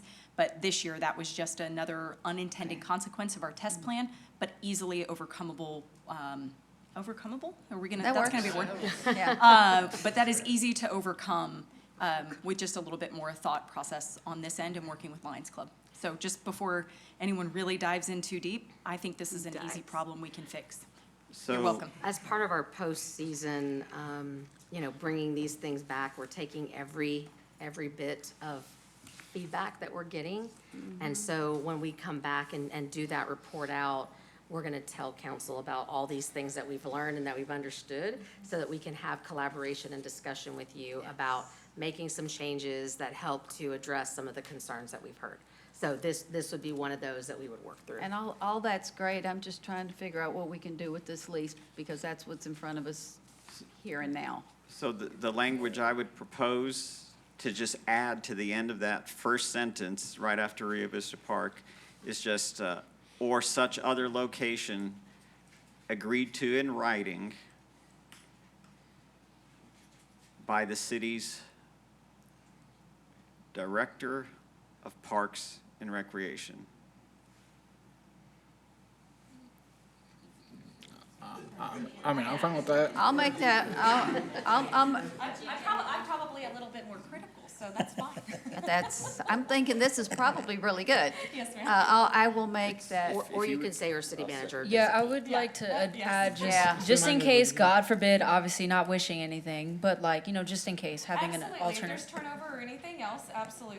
If Do you not win put the that in lottery universe and in this leave us. case. Not that. Okay. I think generally these things do say city manager, so no City- pressure. So we can say city manager or her designee. Correct. That'd be great. Perfect. All right. Love it. Stays All consistent. right, so I will make that motion. We'll see if somebody will second it. Oh, I'll give Ms. Rodriguez a second on that. Okay, so for now, we will vote on just that amendment. clicker. Okay, the motion passes 6-0 with one absent. All right. Mayor, So- do we need to change the original approval motion to approval with the amendments? That's how amendments work. Just want to make sure, Yeah. because we could have just We- killed that with. No, we have a motion for the document as it stood. Okay. The next question was, do we want to amend? We said yes. So now the document is amended, and we will be voting on the main motion, and the document is amended With shortly, what the unless there original is another amendment. Right. No. But like, we don't, I Yeah, think see it's that. like any amendments have to be mutually agreed upon, like, is this use? Right, this is all contingent on y'all agreeing, but Cool. you'll let us know. But it doesn't have to come back to us if they agree with it, if this is where we land, right? That's correct. Okay. And we do that all the time, well, not all the Yeah. time, but it's not uncommon. We do that with Yeah. interlocals, Yeah. where one of the entities has a change and Okay. the other party has to look at it. Any other discussion? Any other amendments? If not, we are voting on the motion as amended. Okay, sorry, hold on, let me put this here. The motion passes 6-0. All righty. Item 7, complete. Thank you so much. Thank Thank you. y'all. Yeah. Okay, So now we are at item 18. Consider approval of resolution 2025-139R, approving an interlocal agreement with Hayes County, providing for the county to disperse a grant award to the city in the amount of $25,500 from the Department of Justice FY24 Edward Byrne Memorial Justice Assistance Award for the purchase of financial crime solution software and infrared surveillance pole camera and various forensic equipment and supplies, authorize city manager or designee to execute said interlocal agreement on and all documents necessary to implement the grant award on behalf of the city and declare an effective date. First thing I need is a motion and second to get this on the table. So move. Make a motion to approve. Motion to approve by Mr. Scott, seconded by Mr. Mendoza. Ms. Rodriguez. Yeah, given all of the conversations we've had about surveillance technology and so on and so forth, I was wondering if a representative of the department could answer a couple of questions first. Brandon Wickenwerder, Assistant Chief of Police over Operations. Awesome. Thank you, Mr. Weekenwerder. So I had requested on our message board the notice of funding opportunity. Have you had a chance to review that document? No, I have not. I do have a copy of it I can refer to here.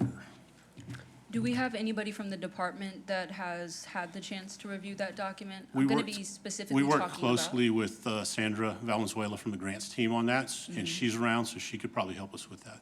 Okay, I was more so wanting to know the understanding y'all had as it relates to permissible uses of that grant funding. Yes, that grant has,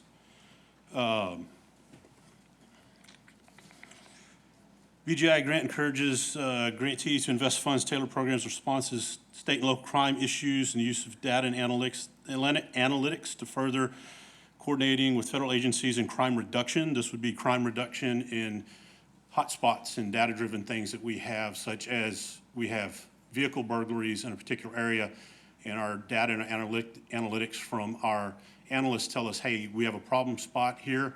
We could put up this surveillance camera on a pole, watch that area, and see if we can find who might be the offenders in those particular offenses. Sure, I will say, before we get into the technology, though, let's stick on permissible uses. Yeah, it also allows for the upgrade of systems and to purchase technology that supports strategies to reduce violent crime and enhance their capacities to better address that crime. And this camera would also do that. We used one of these several years ago when the Barbara Conway area was getting all the gunshots.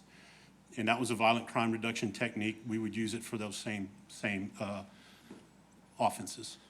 So I asked the questions because I went ahead and reviewed that document. I wanted to see sort of what all that funding could be leveraged for outside of what's being proposed today. And so for the public, there were many uses, and surprisingly, it being a federal grant under the Department of Justice, one of those uses, the emphasis was advancing equity and support for underserved communities. That's sort of a priority identified area within this grant.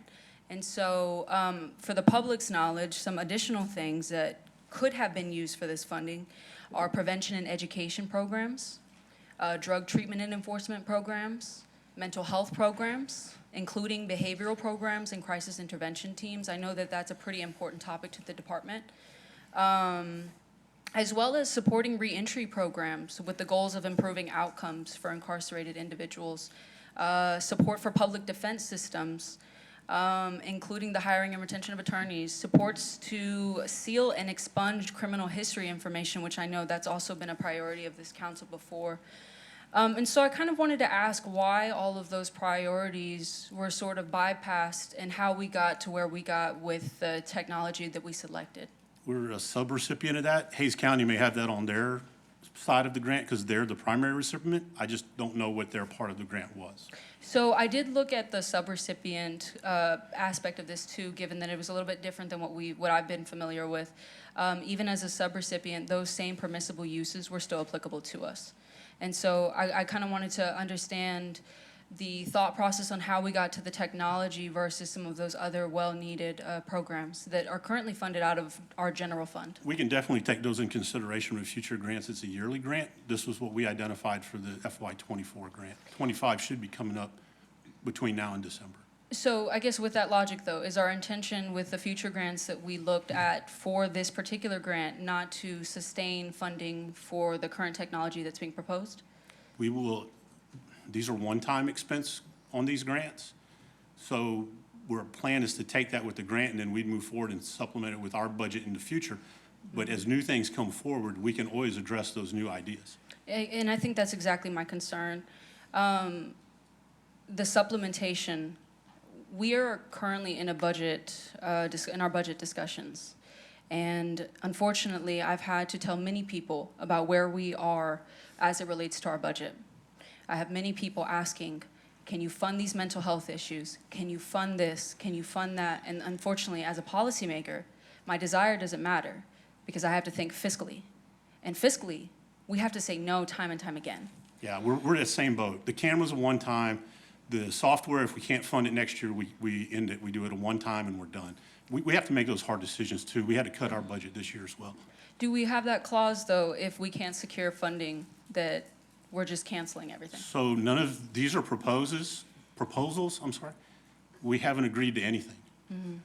So with that, I would actually, you know, I know the last time we talked about technology, we got into the nuances of it and sort of how we felt about it. And Mayor, I do appreciate the questions you were asking as it relates to that technology and potential uses and even potential governance of it.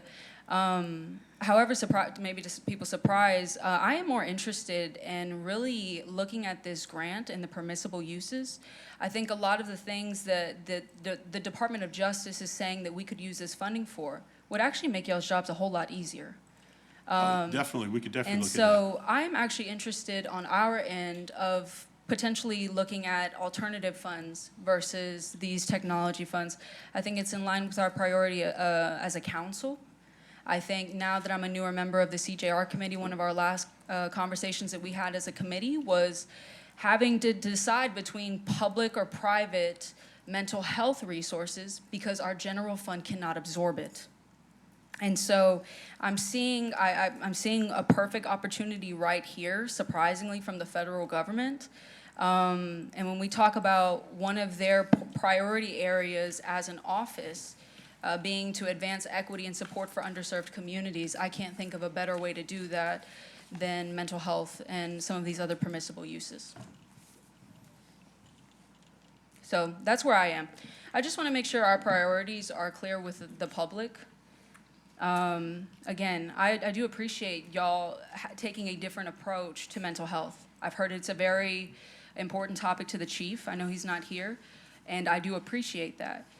I would like for us to find additional ways to help y'all, to help our people, to ease the burden on our general fund, and I think this is one. And so I get that there's other technology and toys, and there's always going to be that, but our priorities right now, where are we? And so given that we're not set, as to what you just said, we are not set on these two items. We can get into the two items. I was trying for the sake of time not to, but yeah, we want to see how council feels about that, given that we've all shared support for it in the past. We might need to ask Ms. Valenzuela what happens if we don't agree to what's proposed. I don't know that answer. All right, I have a question. Hold on, I wanted to finish. Are you just waiting for discussion, or did you have something specifically that we needed, Ms. Valenzuela? I mean, if other someone? council members want to sort of engage in additional dialogue, we can always come back to potential I've got a uses. couple of questions, but Okay. I think Ms. Garza was going to go next, then I'll go down this way. I just want a little bit of clarity regarding the dynamic of being a subrecipient with the county. Does that mean that the county was funded for a specific situation and that's what led to these? Proposing these, or how did that work out? Sure. Sandra Valenzuela, Grants Coordinator. The way that this funding works, JAG funding is, it was attached to, it should be, every year there is an allocation made to different counties and sometimes in different local governments. And so what happens is sometimes the allocation is put into what is called the disparate jurisdiction. We fall into one of those. And that by the legislation, we are supposed to partner with the county. And so we have to either, we have to enter into what is called the memorandum of understanding. Because we have an interlocal with them, that's what's in front of you. So that's a DOJ requirement. And so sometimes in the past, what's happened is the county has just decided, okay, we don't want this funding. So in some cases, we either we apply for the funding alone, but in the most recent couple of years, we've been partnering with them. The amount is just set, and then we just determine, okay, this is the amount, what we're applying for, and then they determine the other amount. So it's just been kind of a little bit, informal, but we proceed that way. The amounts are pretty small. I don't have the amount right in front of me, but this past year, it was $37,516. So this past year, the city applied for 25, of that 37,000, the city determined 25.5 would be for the city, and the county was going to apply for 12,000. And so they have that, they've already actually gone through their process, and so they've forwarded us the ILA, which is what's in front of you right now. I hope that makes sense. Okay, sure. So I guess the money that they were given went towards what? Towards this? No, towards vests.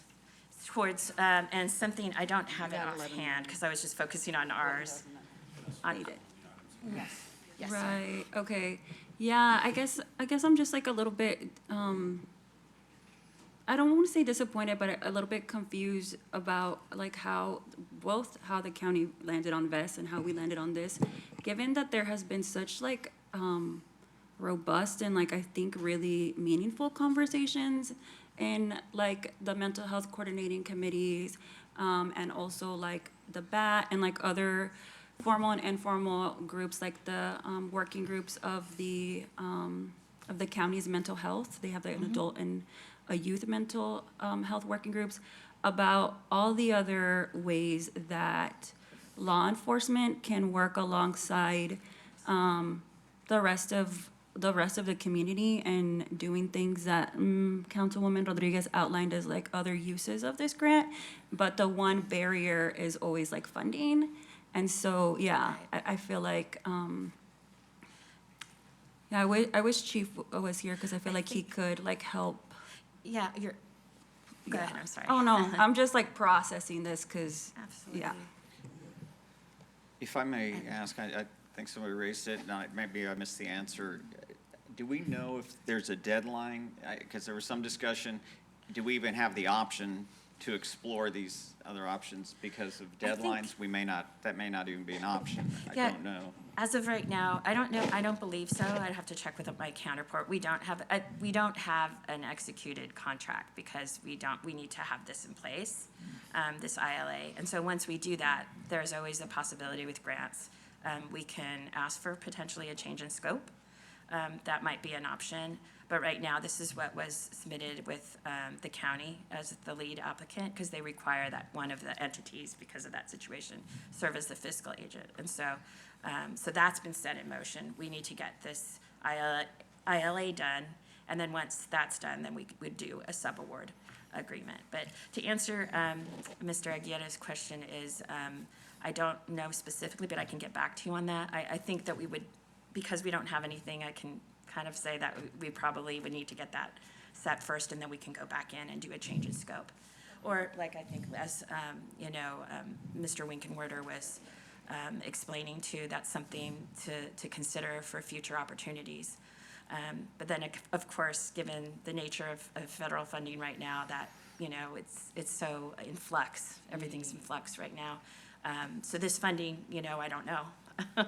I don't know the status of that, but yeah. So if I could also just clarify, the interlocal itself, it says in section 2, that the county agrees to suballocate $25,500 to the city to utilize such funding for eligible program purposes. So the interlocal is not specific as to the use. The interlocal is simply stating that the county will give us $25,000 for an eligible purpose. Now, what staff has brought tonight was specifically for these cameras, or a poll camera of some sort. But the interlocal itself doesn't seem to restrict the use, as best I can tell. Unless there's some side agreement I may not be Yeah. aware of with the county I of think- some sort, or the yeah. county was mandating that be the case. I don't know. Okay, Mr. Gonzalez has a question, but I need to make sure that I understand some of this, and I'm gonna have to go with real simple terms. So, there's a pot of money, and there may be a variety of purposes for which you can request, and we, along with the county, applied. Correct. In our application, we told them what we wanted to use it for? Correct. As Okay. part of the budget, yes. Okay, and so they granted it on that, on those grounds? That this is what we said we wanted to use it for. It was deemed an eligible use by them, Yes. and so now we've got this. So can you change what you want to use it for afterwards? Potentially, yeah, you can, but Are we we would living have to. dangerously if we do that? We need to verify that with the program officer and with Yeah. it is allowable. You can do change in scopes, either in programmatic scope or sometimes in budget modifications. We need to go back, and that would have to come, we would have to work with the county to do that, because they would have to be the entity that is requesting that on our behalf. And this is federal or state money? This is federal. That's what I thought. I'd be afraid of trying to change anything at this point, and then we don't get any. So, Yeah. okay, that's what I needed to Yes. understand. So, Mr. Gonzalez. So, to Mr. Aguirre's point, because I was gonna bring up the same thing, that the interlocal agreement seems very vague and open.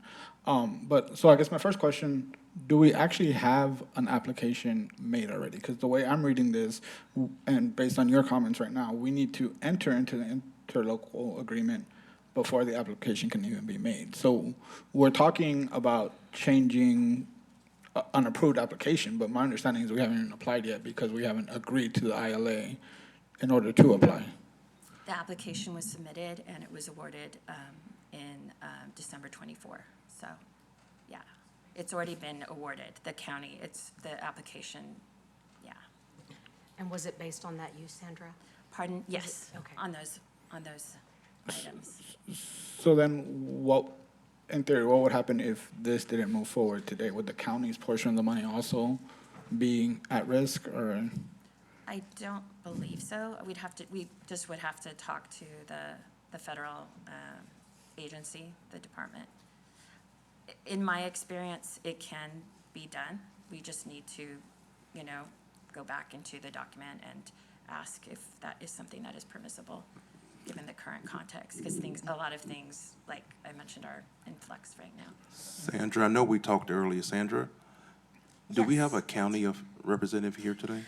They were not able to make it. Okay. No. I think it would probably be, pardon? It's, the county counterpart is out of town, but I know, I think they report to an individual with the name of Tammy. Oh, Crumley. Pardon? Tammy Crumley, maybe? Yes, ma'am. Okay, Yes. okay.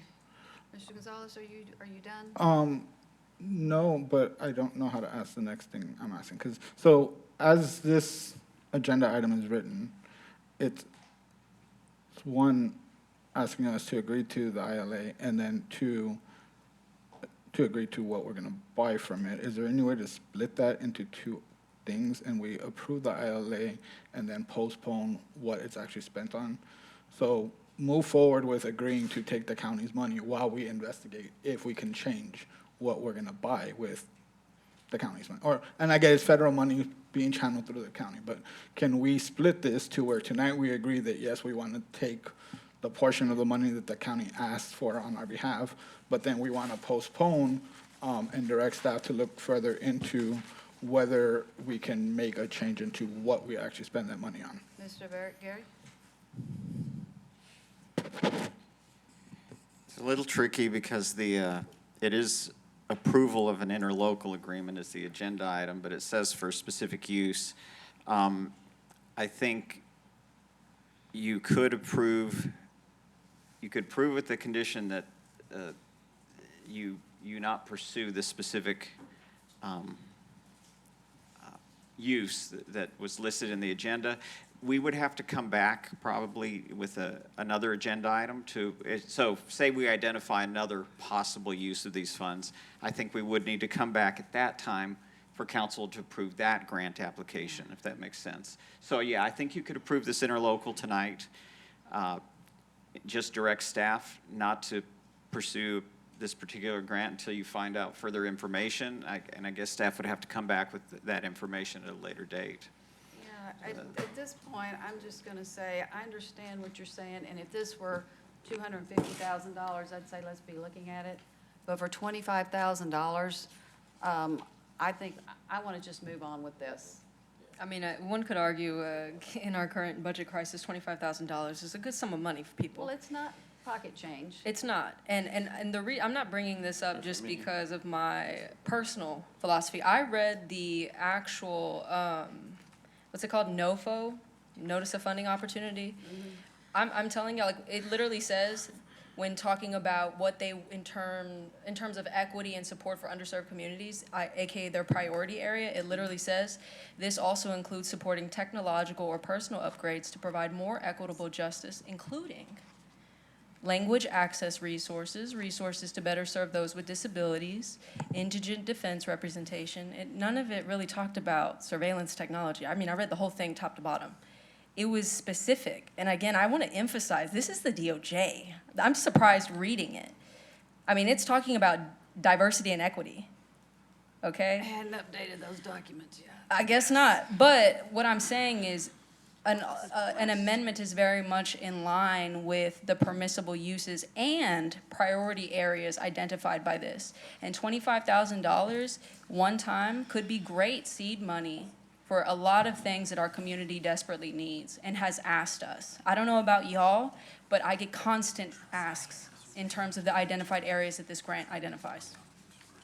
Right, and we always seem to be like, but we don't have money for that. I guess we have funding opportunities, but don't pursue them that way, which is interesting. I think that our city is one of their #1 survey results was safety, and I think that's a really high perspective that we want. And to be able to have cameras that can be set up in remote locations to identify criminals that cause property damage. My son-in-law's actually vehicle was broken into at NBC Suites this weekend. You know, we had a camera set, they maybe would have caught him. Are we talking about the survey that we discussed earlier in the work session? Survey? That survey that we No, discussed? the survey, we were talking about just safety in general, people want. Well, because the reason I bring that up is because that survey specifically broke down safety in multiple categories: violent crime, property crime. We actually rank really high in people feeling relatively safe as it relates to both of those, according to that survey. In terms of safety, though, the area in which the respondents identified as they don't feel safe in, according to that survey, was as it relates to floods, rains, and those type of natural occurring events that they don't feel safe in.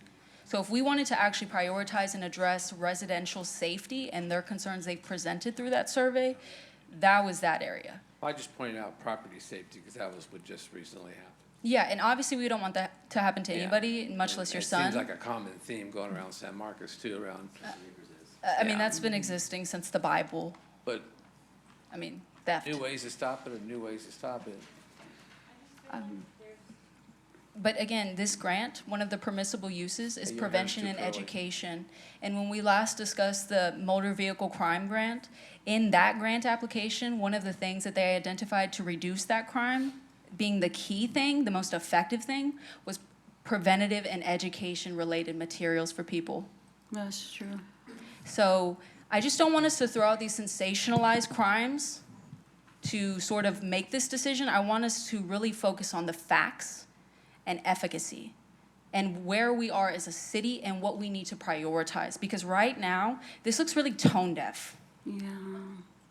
But also, I also feel like there's so many more opportunities to secure money for these type of technologies, because I feel like we've seen a lot of agenda items that are like to support this type of I guess, resources, but it's like so rare to find grants that support the other permissible uses. Does that make sense? Like, and I think it's anticipated that under this administration that there's going to be further opportunities to seek those type of more like, I guess, tangible resources for the police department, probably even at larger scales. So yeah, I think it's important to name that when we talk about what's available for what. Yeah. Well, that was the question Well, that I'm a I geek, reached so over to I like ask, Oh, go ahead. Mr. Ms. Reyes has something to say. One of the things that I reached over to ask Mr. Anderson was just, you know, if this is a need that we're gonna have, is there another funding source that we're gonna have to come back and ask for this particular need? Is it a matter of looking to see what's permissible under this funding source versus another funding source so that we're kind of getting all the things that we're needing? So, that was the other thing that we could explore, is to see if there is another funding source that could be available for the cameras that isn't necessarily, for that camera, that type of camera, the pole camera, that isn't necessarily the, taking away from the resources that I know are also needed, that are being prioritized as part of the conversation tonight. So that's a question. Because I believe that they still feel like there's a need for that type of technology. Yeah, you can't have a police officer standing everywhere all the time, so that's just another avenue of having somebody be there. Yeah, I'm really concerned that if we try to change something at this late date, that we're just not gonna get anything. But if that was in December, this is August. Yeah, I had questions about the timeline too, like. That was awarded in December. Yeah, what's the T there? And council, also, just in my preliminary conversations with Chief, even though he's not here tonight, one of the main factors, reason why they listed this resource for this grant is currently in their inventory, and Chief, you can correct me if I'm wrong, they have one camera, one pole camera, and that camera is out of service. And so if we have something significant in the city where we need to have some additional eyes in the sky, we don't necessarily have the inventory to be able to provide that type of resource to our community. We And can't so- fix it? No, it's out of service. Its life is out. There's no more life. Is I that can correct? shed some When light did how we that get works. it? So those cameras are old. We keep them a long time. So those cameras, the company will warranty them for a significant amount of time, and that one camera has run out, but there is one camera we do have in inventory. So we're down to one from two. So those cameras, when they go on poles, they're susceptible to elements, they're susceptible to hit by lightning. You send it in under that warranty contract and they fix it. Well, that's old technology and they're done with it. So now we have to upgrade to this technology moving forward. So we'll have another so many years of warranty. We can buy the extended warranty to keep fixing the camera. That's why we kind of need that. Oh, I gotcha. Thank you for the clarification, because I remember in the last police, like, one of the chiefs, like, annual reports or something, y'all had that we got another pole camera. So, okay, so we Yeah. do have one, but the other one Because they're out in is. elements and connected around poles that are high in the air, they're susceptible to be hit with lightning strikes. And the company will fix them as long as you keep the warranty and keep the technology current. Right, okay, so the old one is out, One cannot be of two. revived. One of two. Okay, but we have one, okay.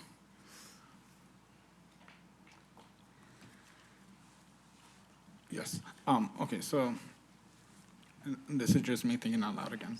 But rather than what I said earlier, splitting the two things, et cetera, whatever, could we just strike for the purchase of financial crimes solution software all the way through the semicolon from the agenda item as written? Not necessarily say that we're against that part, but just strike it to just give, again, the authority to accept or enter into the interlocal, accept the money, et cetera, and essentially just trust staff to investigate how easy it is and could we change it, can we pivot, whatever. If we can't, then so be it.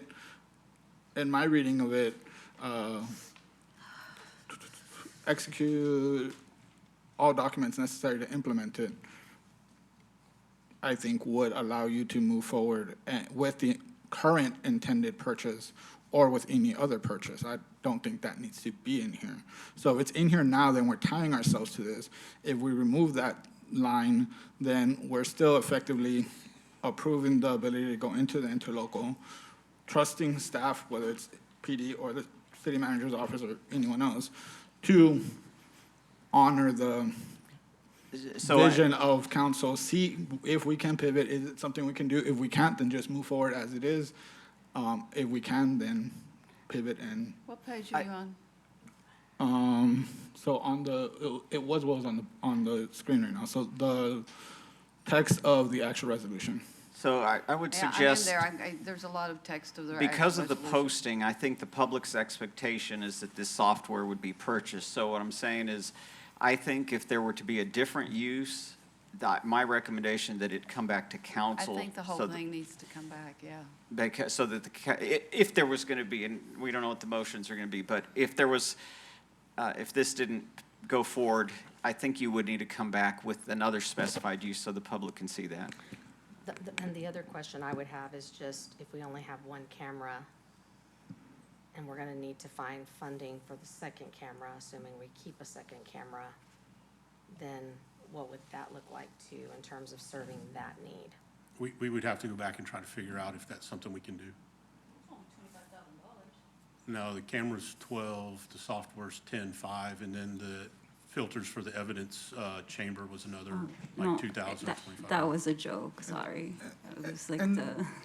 Then also moving past this, like specifically, because I know, Chief, you mentioned that in future years we can, whatever, it sounds like we're in the future year. This was granted in December 2024. I'm assuming the 2025 application process has started already, because I'm assuming it would be granted in December 2025. So I guess my question one is, why are we depending on the county to be the sole applicant and then we, like, it filtered down to us? Can we not just apply ourselves?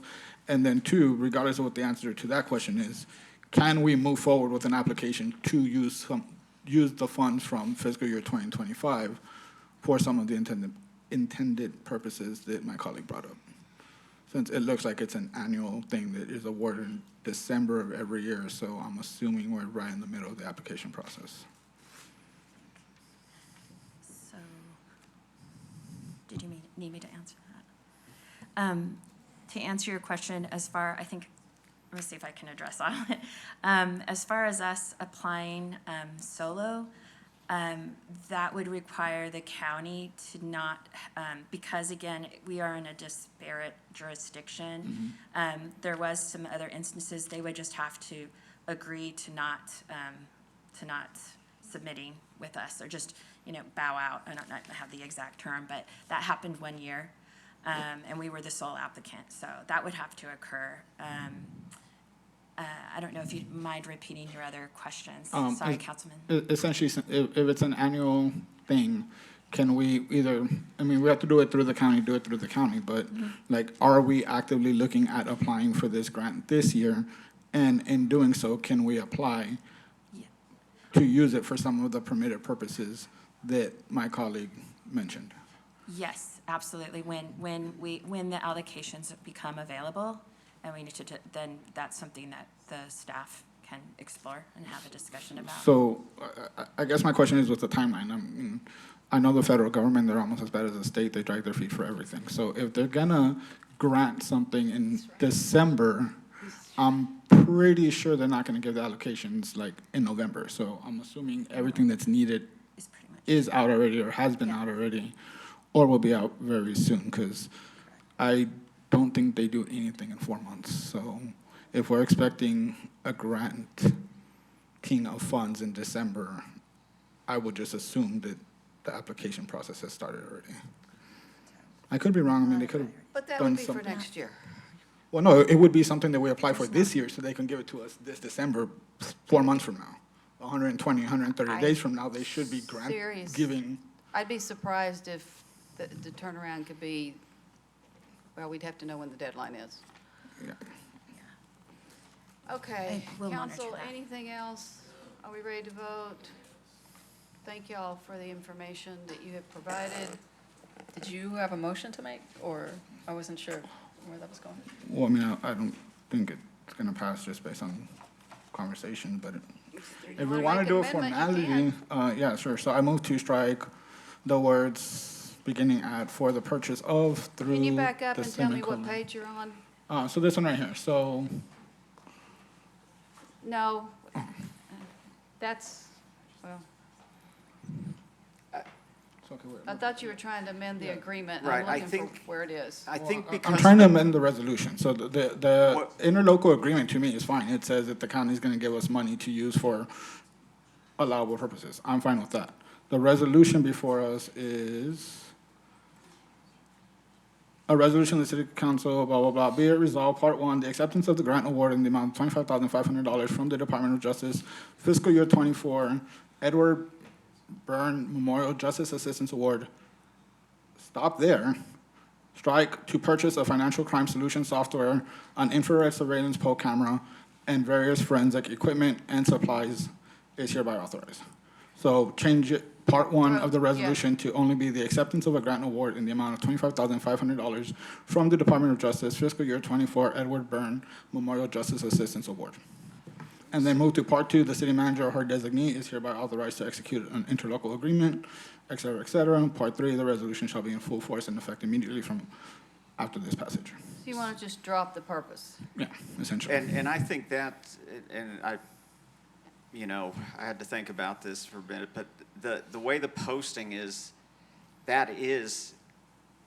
this is the proposal. That is the purpose based on the posting is this software and so forth.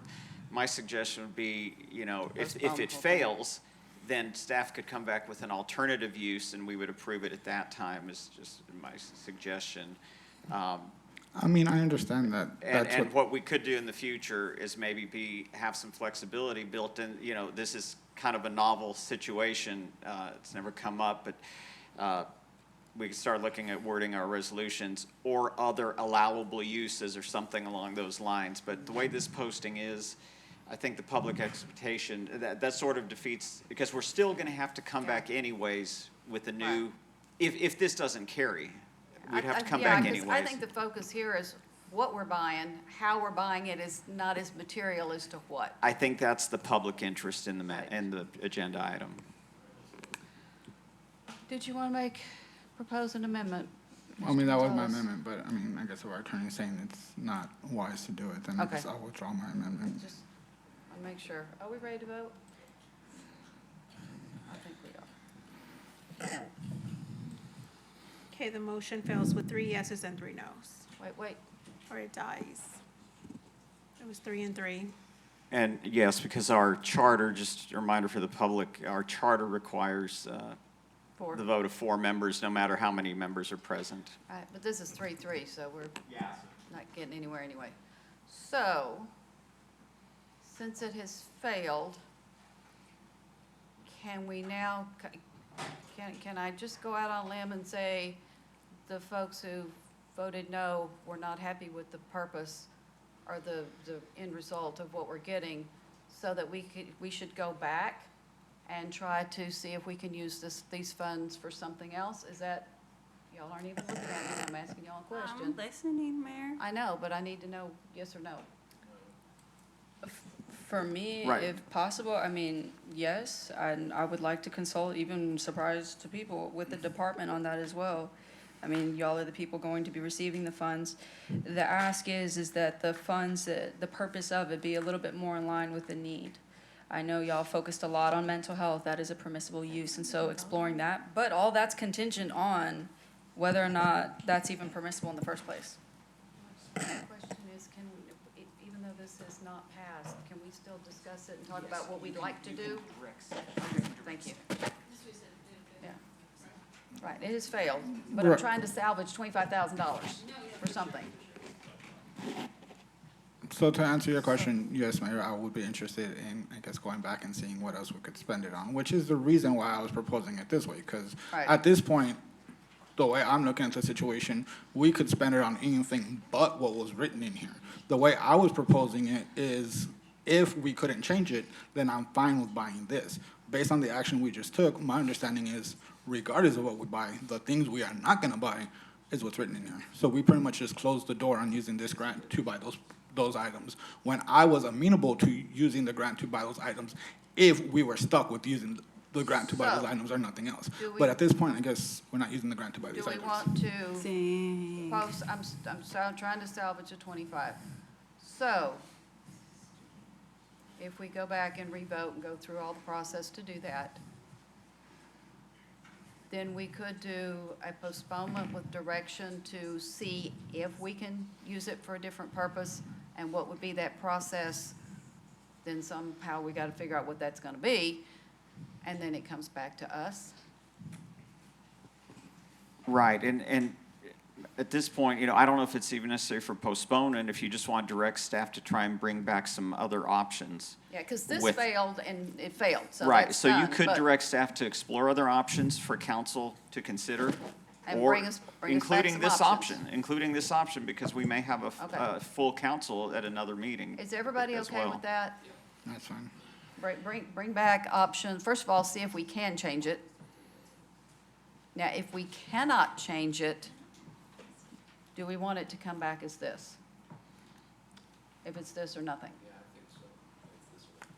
Can we still, if it is this or nothing, can we still bring it back as this, or do we essentially kill If that's the this council purchase? direction, you can. Are y'all But okay with that? we That's only could if the bring council- it back as written, but doesn't it have to be somebody who does it, is it one of Well, not those really, things 'cause- where it's like one of, no, right? Because I guess it just didn't pass because it didn't have majority. That's Well, they correct, failed. and, I mean, and, yeah, so the, then uh, it's not, like zoning, we have to wait a year to come and then also, that's not my concern. Okay. 7 members, the outcome could be different, that's another Okay, thing. so when it comes back, it'll come back with options, and then we will choose, but this can be one of the options. If So was that's it- the, So was it not permissible to do what Mr. Lorenzo Gonzalez asked? Was for them to go ahead and approve this tonight, saying that it's the allowable uses? We The go ILA and work says and allowable see uses.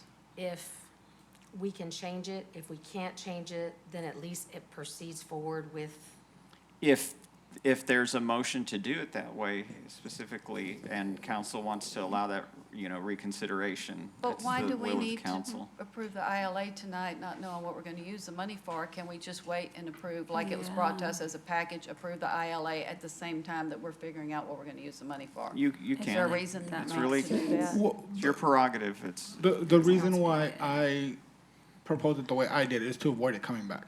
So my proposal was striking this in the way I was reading it, which I understand that for, you know, the public consumption is, this is the way it was agendized and whatever, but the public also knows that as a body, we can change anything.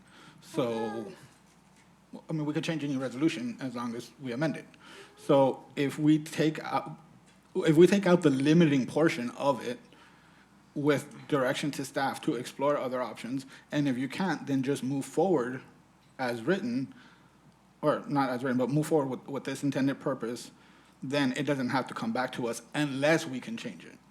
Because going this route, it's gonna have to come back to us, we're gonna have to wait at least another 2 weeks, possibly a couple of months. and I if- will So tell if you. we- I kind of agree and with the the. 19th agenda is horrendous. That's the reason, another reason for me asking the question. Y'all's 19th agenda is budget and a lot of other stuff. Sorry, Mr. Aguirre. No, I was just going back to the mayor's earlier comment, I think the public interest in this probably had less to do with the interlocal and more with what the purchase was. And so that's why I kind of think, ideally, one way or another would come back so that the public knows, well, we didn't go with the camera, we're gonna go with whatever. Yeah, That's just my suggestion to the council. yeah. I understand the concern, yes, That's 19th is by the gonna be mayor makes Would sense. y'all busy. even be able to get this back at our next agenda? Could we even get those answers back in a week? Do, I don't- is there like a? I'm not sure if we a can at the clock? next agenda, but just kind of clarify, Councilmember Gonzalez. So move forward what we have, and in Yeah. text right now. So- If we can amend it to look at other opportunities to be able to use this grant money for, but if not, move forward. And then in the coming years, obviously aggressively look at other ways to utilize this money. But you guys have Yes, already and- said that you were gonna be more. And admittedly, I guess what I'm saying, or what I'm proposing, is making this resolution less transparent, because I mean, just being blunt, because what I'm saying is take out the specific purpose and essentially pass a resolution that says we're gonna accept the $25,500 from the county, and the city manager could just determine how to spend it. But with is essentially what, I mean, just being, like, full disclosure, that's essentially what I'm asking, but in the interest of time, with the knowledge that we're speaking publicly, that what we're asking, what we're directing staff to do is to see if we can move into some of these other intended purposes that more align with the direction that council has given. But if we can't, then just go ahead and move forward. And, I mean, I guess, yeah, usually for someone that's up here, that's like Okay, wanting more transparency, asking for something that theoretically is less transparent is kind of a weird juxtaposition. But in the interest of time and not having to bring it back to us if nothing's gonna change, I essentially want to just give the city manager authority to receive the money and spend it as needed. Or, yeah, we don't know what the options are, so I'm not sure I want to go there, but this is kind of like what I asked before. If we bring this back, can we say, can an option be that if we cannot change the application, we cannot change the use, that we want this to go forward, but if the use can be changed, then it comes back. That way, if we can't do anything about it, we can at least use the 25, and it doesn't have to come back. Does that make sense? You could do that, but the question will be, and I guess it's a city manager council question, is your level of trust at what they vetted in terms of they're telling you there is no other use, or it's not eligible, or the deadlines have passed. That's an easy one. The deadlines have passed, so we have no option. But if it's other options, No, the question is, can it be amended at all? The Yeah. answer to that could be no. This is what you put on your application, this is what you got Right. approved for, this is So- what you have to spend it on. That could be the yes, answer, that I would don't be, know. that would be an easy one. I think that Staff would be pretty clear. Either answer that yes or no, Yeah. yes. And if that were the answer, then my proposal would allow the city manager to move forward to purchase these items. Right. Without having to come back to us, which is. all Sure, I was if asking. if the answer is that simple, it's an easy kind of yes or no, we can do it. I'm That gonna type of do- amendment would be appropriate. I'm going to do a motion to reconsider that I should have done to begin with, to even be talking about it, because technically we shouldn't be, because it's been disposed of. But as Does long it as have the to come body is from the- acquiescing, it's okay, yeah. But does a motion to reconsider have to come from the people who voted against or the people who voted for? That's what I was just getting ready to say, and I think it has to be, no, it's from the people. Well, Well, nobody No won, majority. and the Yeah. people who Yeah. actually got what they wanted were the people who said no, so that's, So, okay, fine, I'll make that motion. It's a okay, 3-3, so all right. So this is just to reconsider and get it back on the table formally. Y'all are a mess. Can somebody who voted the other way do the second? Yeah, yes, Mayor, because I think Okay. in this case, 3-3, as long as the body. all agreeing we if- wanna talk about it. Unless any member me. wants to raise a point of order and contest the Most of matter, us. but it's Okay. just. Yeah, I'm just gonna say, I just think it's funny, again, how we pick and choose when we wanna apply these rules. I just think it's funny. It's inconsistent and it's gross. No, but I'm trying go to be off. consistent to do the reconsideration. Sure, Jan. Yes. So we have a motion and a second to reconsider item 18. I just want to be clear, I will not want an anecdote that this is not permissible. I want something that's in writing that says that. Oh, yeah. I I'm don't looking want for, just a, show me in the yeah, rules or whatever. yeah. That's that. Right. I mean, I was Either thinking in the rules or ask them and there's a formal response. You can ask the granting agency Yeah. and get a response, a written response. Okay, this is to reconsider, to talk about this some more and maybe come up with a solution. And that requires a 2/3. For reconsideration? Reconsider? It would still be just before, which is what would be a majority anyways. Well, it won't matter, given the numbers. Yeah. Let's vote. Let's A vote. majority would be for, 2/3 would be for, based on the fact that we have 6 We're members. voting on reconsideration, so we can perhaps come up with a solution.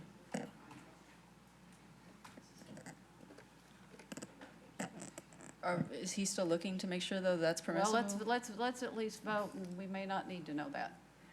This is See which way it goes. Y'all, Okay, the motion passes 4-2. Okay, I'm looking here, let's call Robert and his rules of order. We've got a 2/3. so this is interesting. On one, and I'm sorry I didn't bring my books in my office. All Mr. Aguirre, we've got 2/3. right, Right, but We've got it, so either way. y'all really just play fast and loose with these Robert's Rules of Order. I just need the record to reflect that. Well, that's where we had 2/3. Well, we don't take minutes, so that's not really a record, but okay. Jane. 4-2?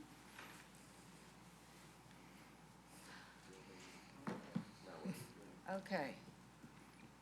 So now, I'm going to propose, and you tell me how to do this, that we pass this is my motion. Do I have to do the same motion and make an amendment? Okay, I'm going to make a motion that we pass item 18 and it be implemented only on the condition that a determination is made that we cannot change what's on the application, we cannot amend it, we cannot change it, that it has to stay what it is, and that we get that from the rules, we get that in a formal letter back from the granting agency. And that's the end of my motion.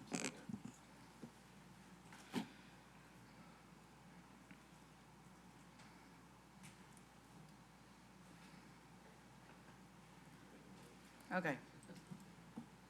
So I'm looking at the grant award modification clause under this specific one. What page are you on? No, this is online. On the Okay. DHA's website. Thank you. Have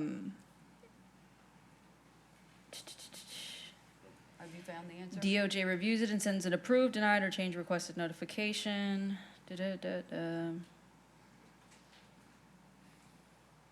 While you're looking, I think what we need to know, it may be possible to amend for a minor change, a correction, but the main purpose has to stay the same. That's not what I'm looking for. I'm looking for if you can just change it. Do you find anything else? If a change is requested, it auto-populates in the initiator's work list for further action. Say that again, please. If a change is requested, it auto-populates in the initiator's work list for further action. Most of that doesn't make any sense to me, just at first glance. I just can't see why they would say that a change is possible on their own application website if it's not permissible. Not helpful, but, So it seems very much permissible, and I'd be interested to hear it's not. oh, I'm sorry. Let me finish stating my motion. And that if we can change it, it comes back with options. Thank you. What is, I'm sorry, what? What is permissible? We really can't determine that here, so I think in the interest of finishing this out, if we can just vote on this motion. This is basically what you were saying, right? Okay. So her motion is essentially, if we cannot change anything, move forward as written. If changes are allowed, then bring it back to us to With discuss options. those changes with Yeah, options. that's the motion. Are y'all ready? So basically Lorenzo's motion that you pooped all over initially, but I didn't. remixed. Y'all kind of did, but we can. I didn't. We can catch that on the replay, I guess. Okay. It's coming back to us, though. So my vote now, It's not coming back to us if we absolutely ex-nay cannot change it at all. Okay, No but I hope of asked that changing it. because if you voted for something as a no, Uh-huh. but then you're given a motion that essentially says on the record that you approved it when you were an initial no, all because there wasn't a permissible change, now that with the wording of this motion, Mm-hmm. it makes it look like I supported the initial purpose in the first place, and that's why I initially voted no. I see where you. So, do I want to vote no on this? No, because I would like us to pursue alternative opportunities. But We will if when, we in can. terms of the record, let's say it's a no, I look like I voted for this. Wait, But why should I abstain Ms. if Rodriguez. the, So you're saying that Y'all if, stay playing if the games. DOJ comes back and says, absolutely not, you either take it for what you told us you wanted to, or you don't get the money, then, given that option, then you would be a no on it, right? if the initial purpose, yes. And that is just what no on the motion. That's the trouble with putting ors in things, if you like one thing and not the Well, other. no, because the My motion is whole essentially purpose. is like, I am willing to approve it if this is the only thing we could spend the money on. But if your stance is, if this is the only thing we could spend the money on, then I don't want it, then you're against this motion, just vote no on the motion. That's not what the motion is, though. Yeah, That's a misunderstanding of the motion. The motion is saying Correct. that if we what can't you're do saying. this, that I still support the initial purpose. That was And not if you whatever don't, was then under you- discussion. That's Yeah, what I'm trying to say. I'm That's following not, you, I know exactly what you're meaning, and, yeah. so that's like a double-edged sword in many ways. Sure. Y'all's messiness is what puts us in this. And then now, if I vote no, it looks like I'm throwing away $25,000, which was never the intent. I'm even offering to work with the department to see how we can best optimize these funds. In that particular case. So the way the motion is phrased, I think, It's well, I problematic. tell you what, I'm gonna withdraw my motion because I see what you're saying and you really can't vote one way or the other and express what your true opinion is. So are you okay with withdrawing your second? Yeah. Okay, withdrawn. So the motion's still on the table. What motion? I'm thinking that we're not gonna be able to finish it this evening. So I think what we said was let So- us know if it can be amended, and if it can, bring options back. Or one of the options is to bring this back. You can direct staff to come back with Are we that good with additional that? information, and you yeah, like vote I'm at that not time. trying to get them to throw $25,000 away that could be benefiting the department in our city. That's not Right. the purpose. So the I knew that. posting, That's why I'm trying to fix it here.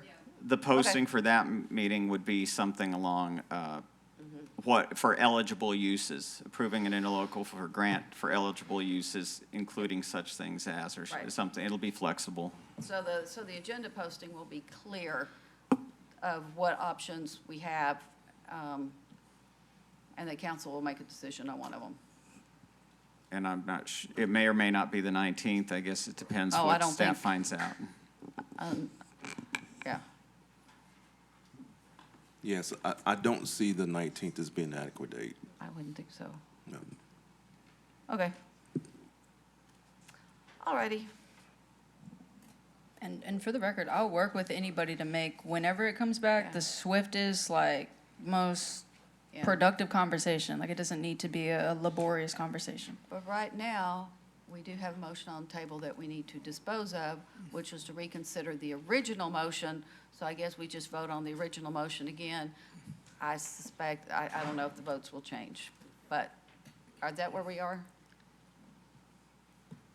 There was I thought you'd withdrawn your motion and I withdrew the convoluted one, but the original motion is back on the table as a reconsideration, right? That motion passed. Yeah. Okay, So, can you restate the motion? it's this, Basically it's that. right up here. So we voted to re-vote on this because we're gonna try to amend it. We're gonna try to fix it. We've come to the conclusion that we can amend this tonight. So Right. now we're gonna vote on this again, and assuming do- the votes just don't do change, it's gonna dispose of fail it. again, and then we're gonna move forward. Yeah.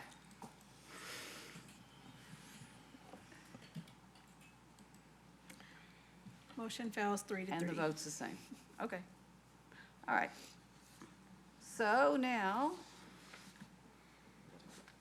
we are on item 22. Thank you all. Item 22, Mayor. I think it's 22, isn't it? Receive a staff presentation regarding a request for the creation of the District Public Improvement District on approximately 100 acres of land located south of the intersection between East McCarty Lane and Rattler Road. provide direction regarding the request, and consider setting a public hearing date if appropriate. Motion to approve. Hold on, is this something that Oh, presentation. we're voting on? Yes, we're voting on this, correct? Yes, ma'am. I'm sorry, I'm asking Ms. Trevino because my worksheet here just says we really are voting on this, correct? Okay, thank you, you go right ahead, sorry. Good evening, Mayor and Council. Andrea Villalobos, Assistant Director. I'm sorry. Because we are going to vote on it, I need to get a motion and a second in order to discuss it, including your presentation. But Mr. Scott's making a motion to approve. I'll do the second. So now you can go. Forgive us while we try to just make sure everything's, Faking it. no, we're not faking it. Please proceed, Ms. Villalobos.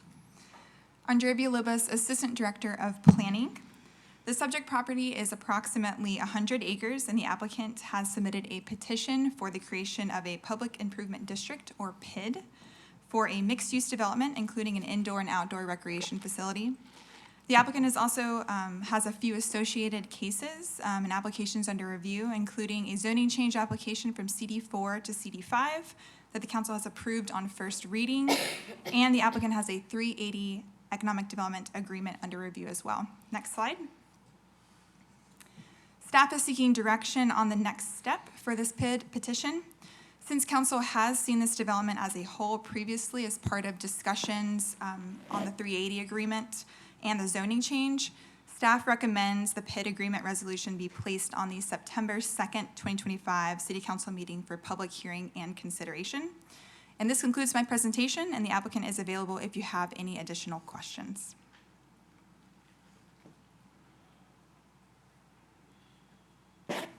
So is staff recommendation not to appoint a council committee? That's correct. All right. We've already discussed it so many times that Right. I think that would just make the process longer. Okay, so, Mr. Gary, we've got a motion to do this and a second. But this is saying, please do it on September 2nd. So I guess I will make a motion to postpone to September 2nd?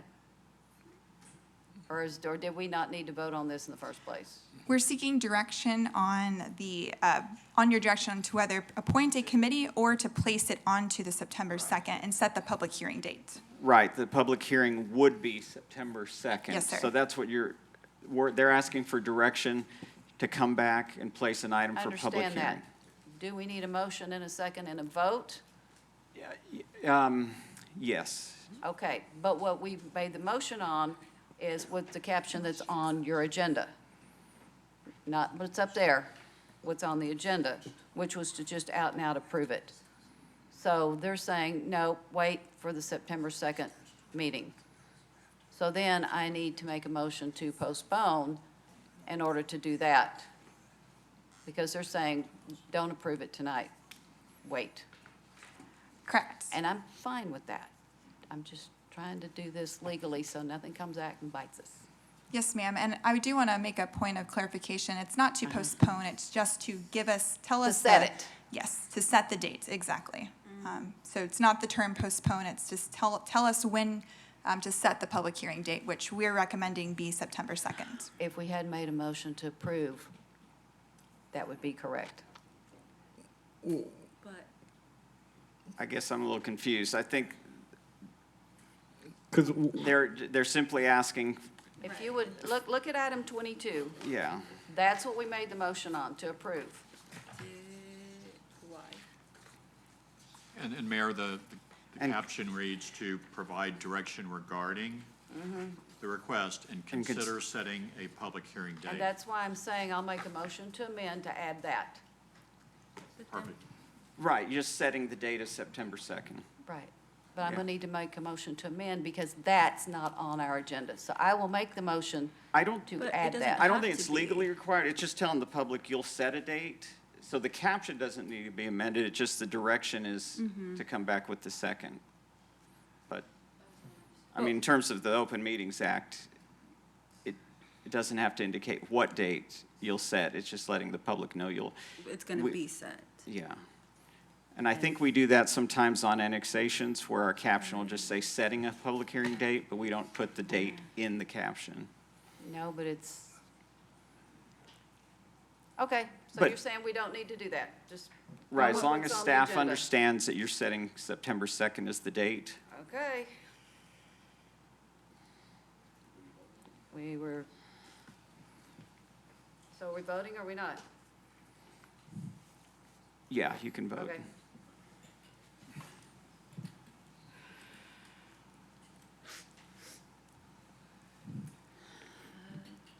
Matthew, is Okay, Matthew the not- motion passes 5-0 with 2 absent. We've been voting with people out of the room all night. Okay, item 23. Consider approval of ordinance 2025-24, granting consent to the annexation of Guadalupe County Appraisal District Property ID 67225, 64.57 acres with site address FM 1978, Texas, by the Guadalupe County Municipal Utility District Number 9, providing for the adoption of this ordinance on only one reading as an emergency and declare an effective date. We have a motion by Mr. Scott for approval. Is there a second? I'll second it. Okay, any questions about this? If not, we'll vote. Okay, motion passes 5-0 with 2 absent. Okay, council, we've been here an hour and a half. We came back from our last break at 8 o'clock. It is now 9:37.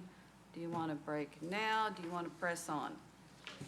Well, seeing as though one of our colleagues isn't here, I'd say we all just go on a break already. Let's take a 3-minute break.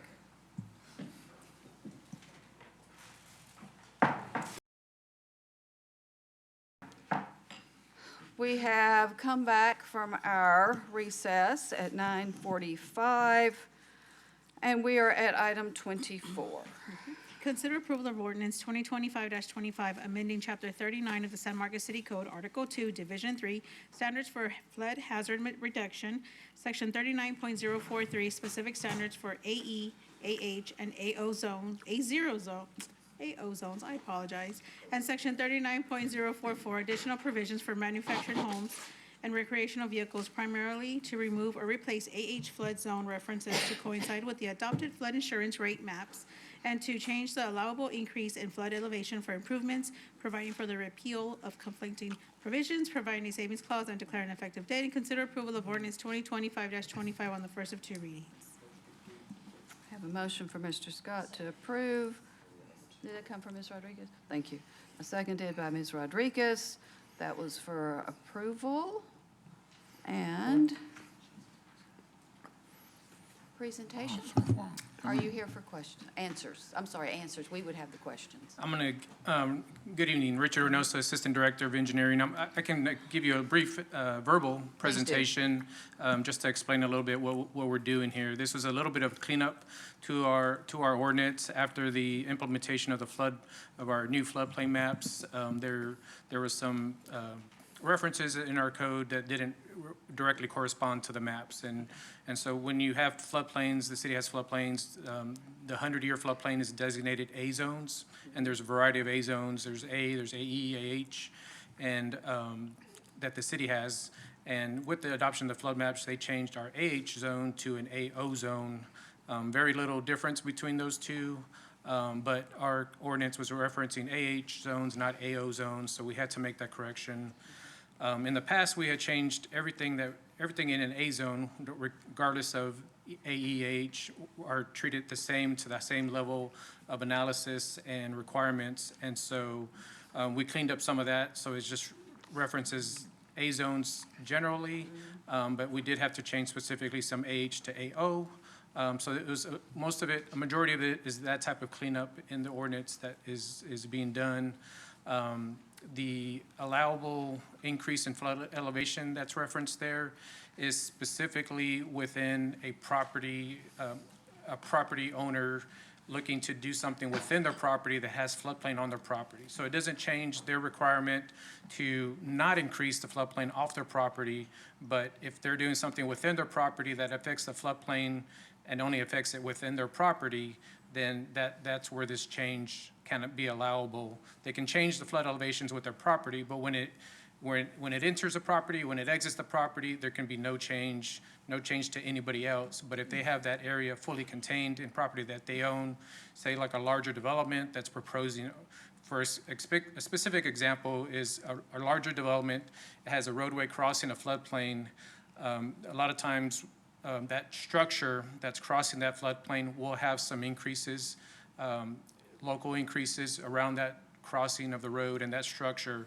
And so this just gives them the ability to make those changes and also contain it within their property. Again, this doesn't affect anybody upstream or downstream of them. It's just a local increase at the place where they're doing improvements. And that's where this change in verbiage will allow some flexibility of the property owner to deal with his property and the floodplain within it, not affecting anybody beyond their property. Yeah, that they got to contain it on their property is always a goal, isn't it? Yes, ma'am. Not always attained. Yes. Okay, my concern, and I read through all of this and I looked at the changes. What's the big deal about manufactured homes and recreational vehicles? Why is that singled out here? So that was a specific standard under the National Flood Insurance Program.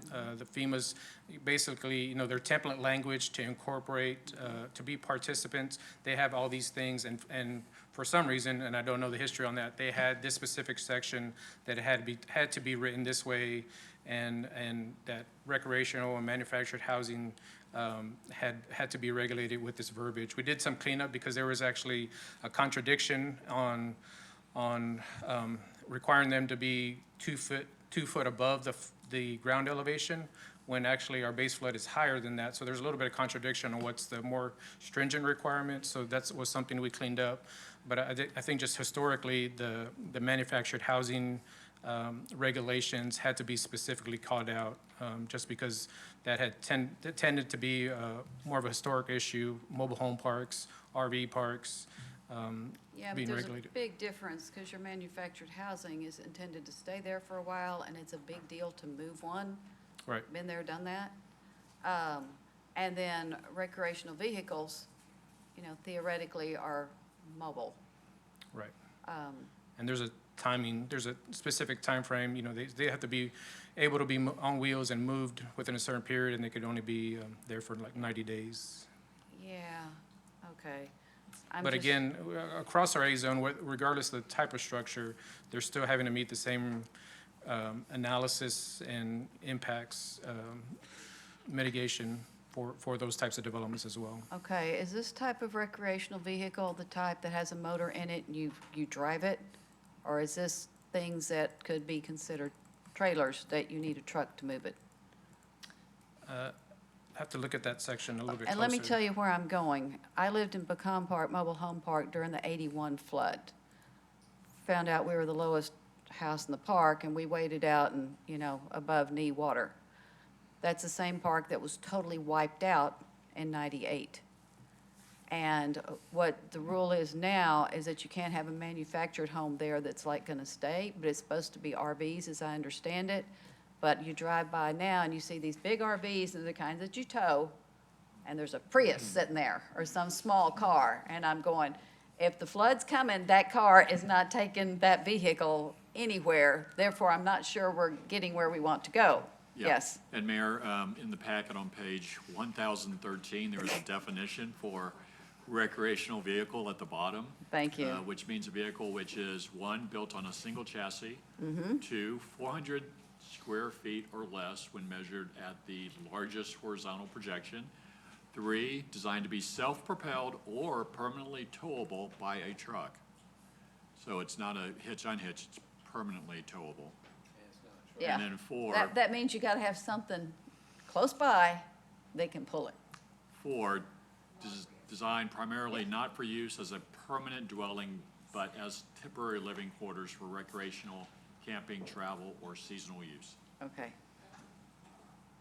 I think we could still be in the same situation, but now we know, so thank you.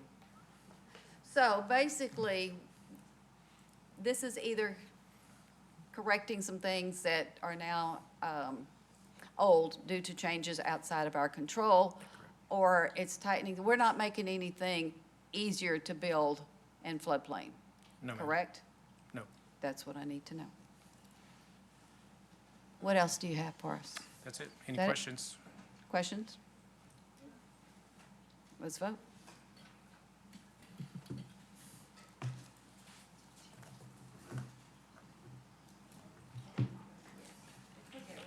The motion passes Yes. 6-0. All right, item 25. Consider approval ordinance 2025-26, approving the 2025 annual service plan update for the Trace Public Improvement District, authorizing city manager or designee to execute said document on behalf of the city and declare an effective date, and consider approval of ordinance 2025-26 on the first of two readings. Second. A motion from Mr. Scott, seconded by Mr. Mendoza. Questions? This is a routine thing we see every year. Okay, motion passes 6-0. 26, next chapter. Consider, Before we, Mayor, would you mind, given that we still have members here who are interested in the right to organize, if we kind of switch it in the order in which we go? Are you asking to move? To move up item 32? Item 32 to now, what do y'all think? Yep. It should be Okay, good. we're gonna do 32 now. hold a discussion regarding an ordinance establishing tenant rights to organize. Alrighty. Thank you, Mayor. And thank you, council, my colleagues. So, to make this a swift conversation, because I know we've already sort of touched on points of this, I sent you all a presentation to review. I just want to say real quick, first of all, thank you to the work of the Civics Club for bringing this to our attention. It's much needed. It was mentioned earlier, over 70% of our residents are tenants. They fit this model. And so, given preemption and those things, we found an ordinance out of Austin that has shown to be both effective and within the legal parameters of a municipality to enforce. And so, just for the sake of time and being swift about this, I just want to be succinct to say there are 5 main parts of this ordinance. And Mayor, real quick, I did see your questions, and so we can get to maybe those at the end. Sure. I'm not sure what email address you sent it to, but I did. It's in your packet. It's in your packet. Oh, okay, sorry, that's like directly to us. It's in your packet. It's in your packet. Yeah, the hope was that members could review it ahead of time. Obviously, the 2 biggest parts, we've talked about it, are the rights that are established, number 1, and interference prohibitions, okay? So in your packet, you're gonna see the exact same things that are existent in Austin. And to be succinct, just a review of sort of some of the rights that are protected under this ordinance. That could look like communicating with neighbors, including going door to door, distributing flyers and information. I know, Mayor, you had some questions on that. Meeting with neighbors, tenant organizers, or others. Holding tenant meetings at the property. Inviting tenant organizers to help start or run a tenants association or any other activities related to tenant organizing. That is an overview of some of the rights that are enshrined through this ordinance as proposed currently. Now, when we talk about the second part, as far as the interference prohibition is concerned, this is in terms of the actual landlord and what constitutes landlord interference. And so, just to review as far as the ordinance is concerned, some examples of interference could include telling tenants they will get in trouble for continuing to organize or working with tenant organizers. Based off of some of the attorneys that spoke today, some of the people from TAG, this seems to be an issue that continues to be a deterrent to people even having these conversations, and so this would address that area. Another example would be not allowing tenant groups to utilize community spaces that are available to other residents, saying that they cannot pass out flyers due to a no soliciting policy. That's also in conversations something that is also frequently invoked. And another one, interrupting a meeting they weren't invited to and refusing to leave if asked. I do want to be very clear, and you'll see this in your packet, no one under this ordinance would be required to participate in tenant organizing. They still have a right to say, I don't want to participate. If they invoke that, that is to be respected per the ordinance. And finally, the three other additional provisions that I think are critical. When we talk about administration and enforcement, any ordinance is nothing without teeth, and so this is your teeth. Now, it does leave it up to the city to identify an appropriate department. I know that we had Maxwell Baker has been talking with Director Carr, and so if that is something that council feels is a necessary department for enforcement, that would be under their purview, but it does leave it up to the city. That official, of course, may adopt rules to implement, administer, and enforce. When we talk about tenant conduct and breach of lease, obviously, we're not sitting here and saying that by passing this ordinance that allows a tenant to break a lease that is not currently permissible. And so I just want to be very clear about that. And lastly, when we talk about teeth and enforcement, under offense and penalty, and this also, again, does mimic Austin's. I know it's not up there, but I did apply it to our own ordinances as far as code. And so it explicitly says a landlord who violates or allows another to violate this article commits a misdemeanor punishable as provided by section 1.015 of our municipal code. So these are the biggest aspects of it. And it's a great way to start this continued conversation as far as enshrining tenants' Bill of Rights. So that's my succinct presentation. My question is that on definitions, on some page in here, 1399. Yes, ma'am. It says landlord means a person who owns, leases, or subleases a dwelling, but does not include a property management or agent. And the document, and understand, I'm generally going with this. I'm not trying to be argumentative at all. It says landlord cannot. I'm guessing that the landlord is probably not the one who's on premises. It's usually going to be your property manager. But I don't see it saying that the property manager can't, although it does say somewhere about the landlord does not, or doesn't allow someone who's working for them. I found that in one place. Yes, Mayor, I appreciate that. I think you identified a potential loophole. And I think to ensure that we're covering all bases, I would be very open to adding, codifying that definition to include them. And then I believe you had some additional questions. Let me look. That was the main one. Okay. Let me Yeah, look. I think that's a Let's critical see. addition. Yes, in the section rights established, before for meets or attempts to meet with tenants, non-tenants, or tenant organizations at the premises. My idea is, do we need the types of non-tenants who would be part of the group? As in, that could be someone who's experienced in it, it could be attorneys, it could be other people who are there to help. You would not want people who were there to hinder. So do we need to define the non-tenants that would be? I'm interested in Welcome. workshopping some Okay. language to include. I think one group that comes off the top of my head is somebody that we work closely together as a city is TAG. I know we had a representative come and speak today.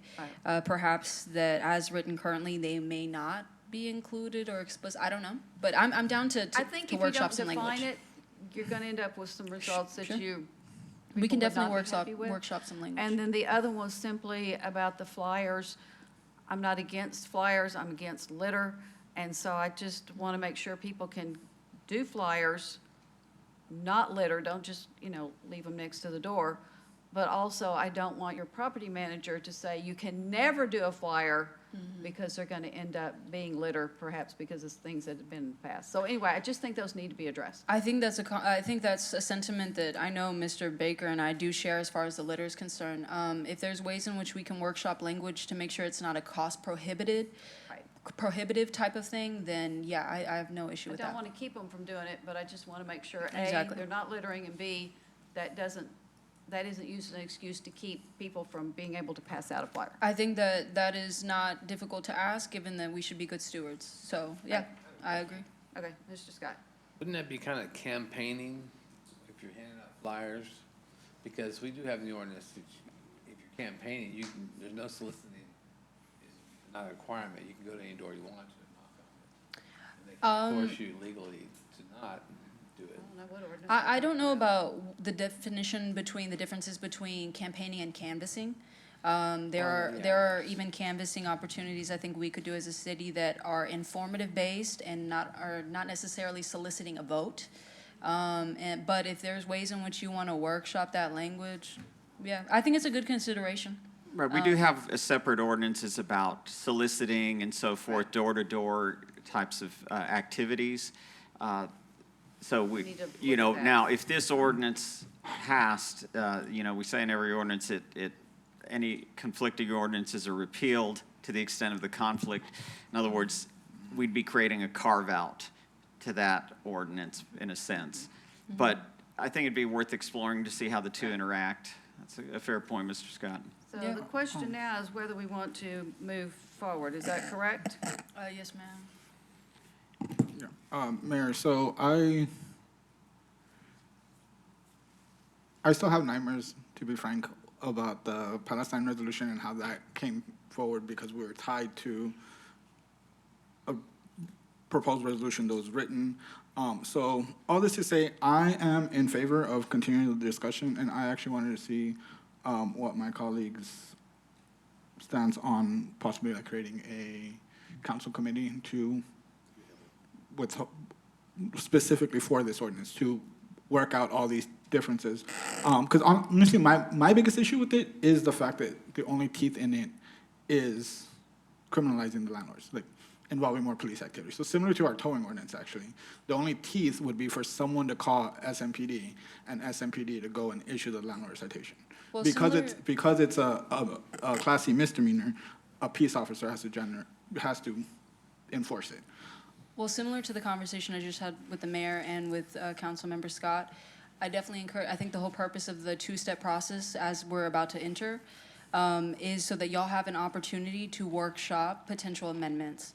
That is still on the table. I'm amenable to amendments as long as we discuss them and sort of understand where we're coming from and does it change the initial goal. But I think the whole purpose is when it comes back, if the mayor or anybody else has any amendments, that's still very much on the table and can be included. Well, again, similar to the Palestine resolution, like, it was a lot harder to amend something that was written than for us to go on record and say, we want to continue this discussion and bring back something. I am opposed to starting with Austin's resolution and then amending that. I would want to work together to come up with our own language. I was going to say that I hope that we won't take one as that's going to be it. I don't like it when outside groups, this is coming from the inside, but outside groups come in and say, here, yes or no. I really don't like that. Oh, I know think- this isn't, so Yeah. I'm for a council committee for y'all to go through, figure out, and make it ours. Would this not fall under the I purview? mean, but again, a council committee is going to narrow who all has the ability to provide input. As it currently exists right now is the process, we all, who are not a member of that committee, still have an opportunity to amend. I'll be honest, even when I spoke with Mr. Baker, my first question, given the fact that this was implemented in 2022 in Austin, was now that you had a chance to see efficacy or even potential gaps. I think it's important for policymakers to sit there and kind of, okay, are there potential loopholes or like you found, or other things that need to be amended? And so, again, I don't understand the need for a council committee when we're already having discussions. I've already said I'm amenable to changes as long as it keeps the intended purpose, and we go from there. That's the same thing that would happen in the committee. So I get the resolution, but I really would ask us to stay on topic with the item in front of us today. So that's, I mean, whatever y'all decide as a council, but that opportunity still exists. Well, similar to the issue that we had a couple of items ago where we were trying to wordsmith changing something that already existed, my whole point is, and maybe this is direction to staff to have them write it, but I think just based on history, they don't know what we're asking for, so it's hard for them to do it. But my issue is starting with Austin's pre-written resolution and amending that. I would want, and if it's not a council committee, then it's not a council committee, but I would want us to work through starting from a blank slate and creating the resolution we want, not taking Austin's resolution and then trying to make it fit what we want. Mayor, if I might, Greg Carr, Director of Neighborhood Enhancement. So I'll answer two questions. The first question about how do you enforce it and stuff. So in Austin, it's under the Office of Civil Rights. And they have a complaint form. And so somebody can submit a complaint, they investigate it. They've had it for a couple of years. They haven't had very many complaints. And then if you can't get it, the issue, the way we do stuff here is to resolve it. Let's work it out, educate, and then so go forward. If that can't happen, then we don't have to write a ticket. We write a summons to court. It's same thing as writing a ticket almost, but, so we could still do that. The normal process, what I would recommend is let staff come up with something, and not at a council meeting, but at a work session, we bring it back on this is what we recommend, and at that time, we get the input, and then we come back at a council meeting with the final draft of an ordinance.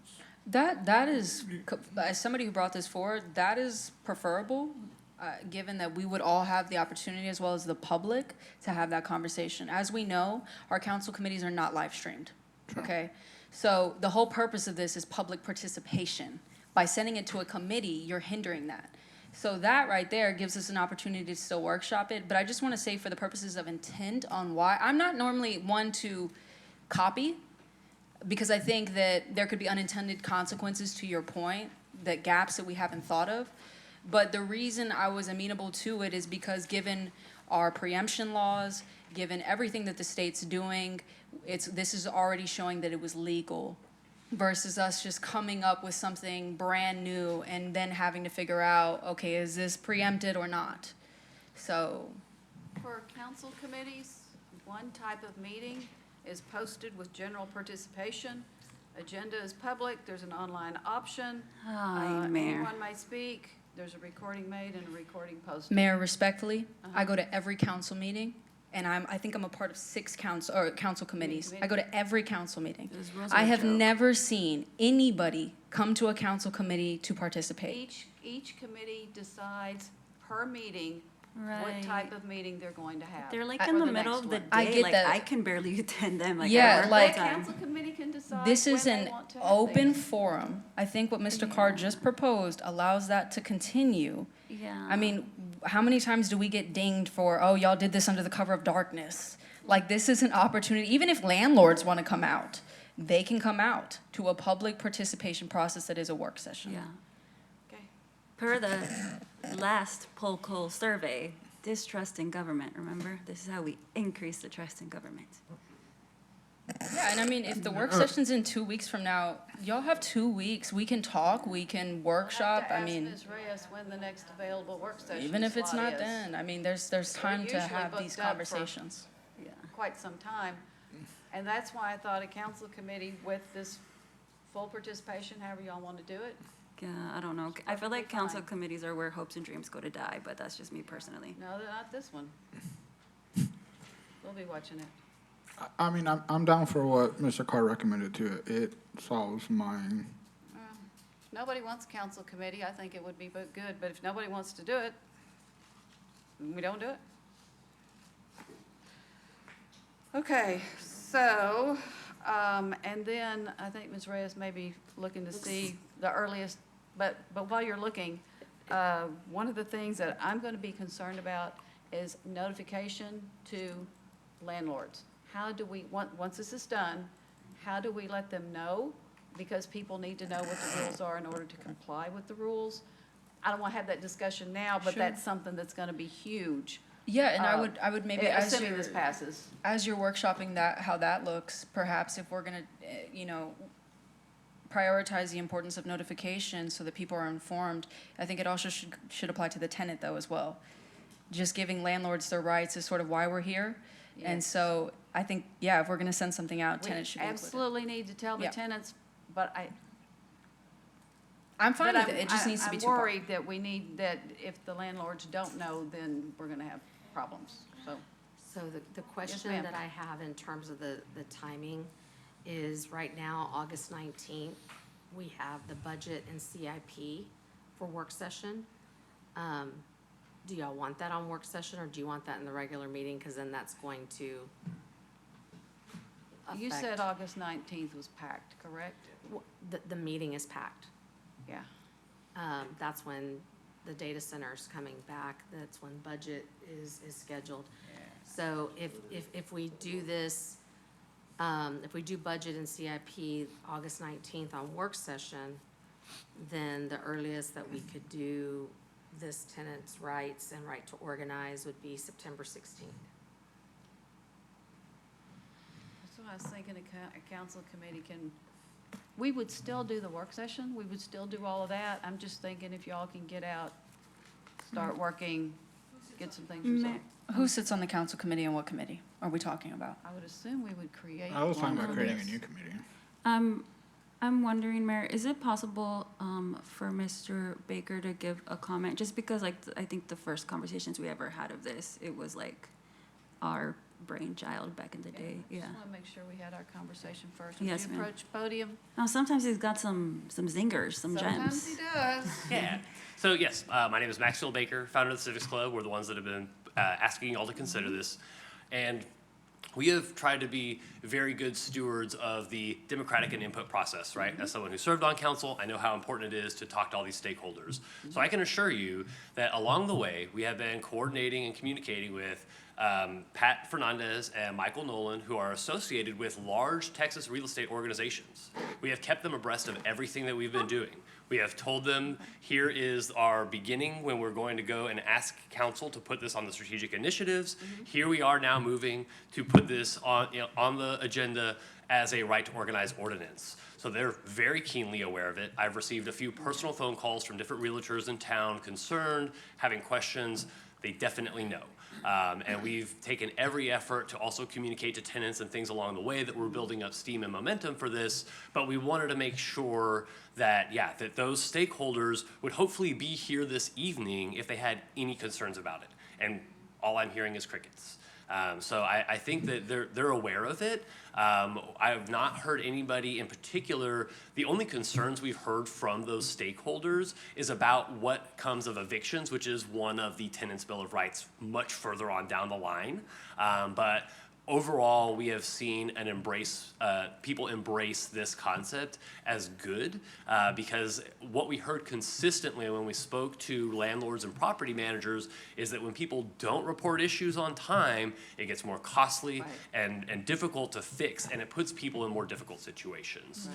So to the concerns about, sending this to a committee, I think, there's, honestly, we're not trying to get this done by a specific deadline, right? If you think that would get more to it, but I've having served in y'all's seats and seeing what that process looks like, I don't think this is that contentious of an issue in that way, that a council committee is warranted. Because again, yes, I know you have packed agendas, but you're always going to be pressed against a packed agenda, except for a few times of the year. And even tonight, we only, while we wanted a big full room of support, we feel fairly confident that you as our representatives are going to move this forward and then workshop that maybe from the dais, maybe through a few amendments. And then the last thing I wanted to talk on, whatever, is the concern about kind of adopting, just what we pulled from Austin. The reason we, kind of suggested that to the council members when they decided to put it on the agenda was so that you had some framework and some solid discussion. I know in the past when you've been approached about ideas about this or that, sometimes those unintended ideas kind of surface. And things kind of get derailed. We wanted this conversation to be on as clear of a track as possible towards what we're asking for, and that's why we thought the definitions and that process would facilitate that. If you all find things along the way that you think could be made better or made more clear, much as you did, Madam Mayor, I think that that's entirely appropriate. But additionally, we have, in addition to talking to these property manager landlords, we've also been talking with Austin Tenants Council and Texas Rio Grande Legal Aid, Shoshana Krieger, Krieger and Fred Fuchs, as well as, you know, what kind of kicked this all off for us was the presentation that Shannon Fitzpatrick gave to y'all back in November, as well as Kama Davis, who are, you know, lawyers that live here in San Marcos and are well-versed in these issues. And so we've gotten it on as many people's radar as possible. Have you talked to the Austin Apartment Association? No, ma'am. Okay. Yeah. Are there Just any other curious. questions I could No, it's great to know the outreach that y'all have already been doing. I didn't know all that. So Yeah, yeah, that's great. Yeah, and I was really pleased that those folks gave us an audience, right? Right. You know, that they wanted to sit down with us and hear what we're talking about, and again, find the things we can agree on, and the things that might take a little more work, and that's why we wanted to come first with this right to organize. Well, and they may have some refinements or questions from their perspective. Yes. That we can clarify. Yes. Yeah, I have something to add real quick. I just want to say that I appreciate your partnership on this. I know we've had conversations like this back when we served together, and I feel like you took a lot of like the lessons learned, especially with the outreach to diverse, I guess, stakeholders. I think that's really impressive. But also, one of the ladies from the Bobcat Quickie asked me about it too. So it's like you're even reaching out to people who I feel like are like untouched by different types of like civic engagement, which I thought was really cool. So yeah. Yeah, this is the Max 2.0. I promise. I'm here to spread the word. This Max is good. Thank you. Yeah. One more question. Yes, ma'am. Has the Austin ordinance has it survived a legal challenge? Has there been a legal challenge? Whether or not there's been a legal challenge is not something I know off the top of my head, but I can tell you it's still in effect today. So if there was, it survived. Okay.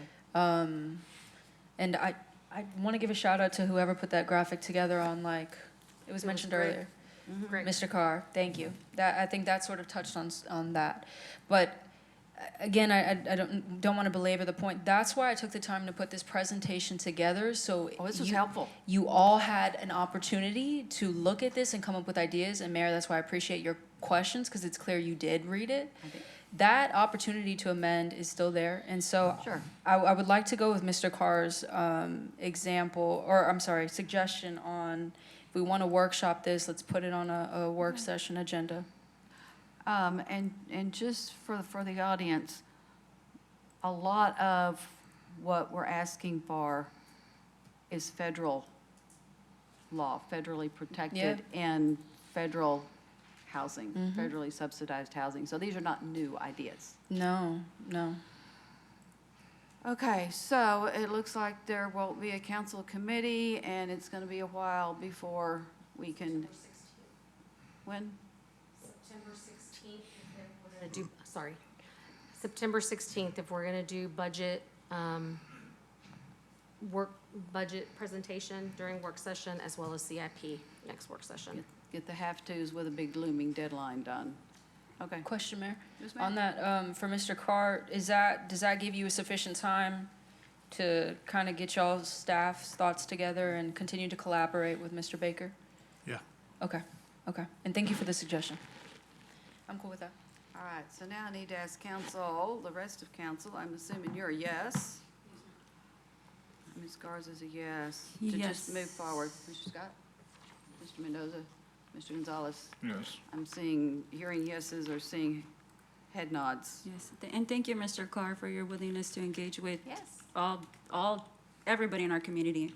I already was particularly fond of you because you helped me save that black cat one time during a community meeting, but I think it's really cool. All righty. So, with that, We got our direction, so we'll Yes. see you back later. Awesome. thank you. Thank you both. Stay tuned. So now I believe, Ms. Trevino, we're back to item 26. Yes. Consider approval of ordinance 2025-27, approving the 2025 annual service plan update for Whisper Public Improvement District. Authorize city manager or her designee to execute said documents on behalf of the city and declare an effective date. Consider approval of ordinance 2025-27 on the first of two readings. Approve. Got a motion from Mr. Scott. I'll give Ms. Rodriguez the second. Any questions? We're voting. Motion passes 6-0. Item 27.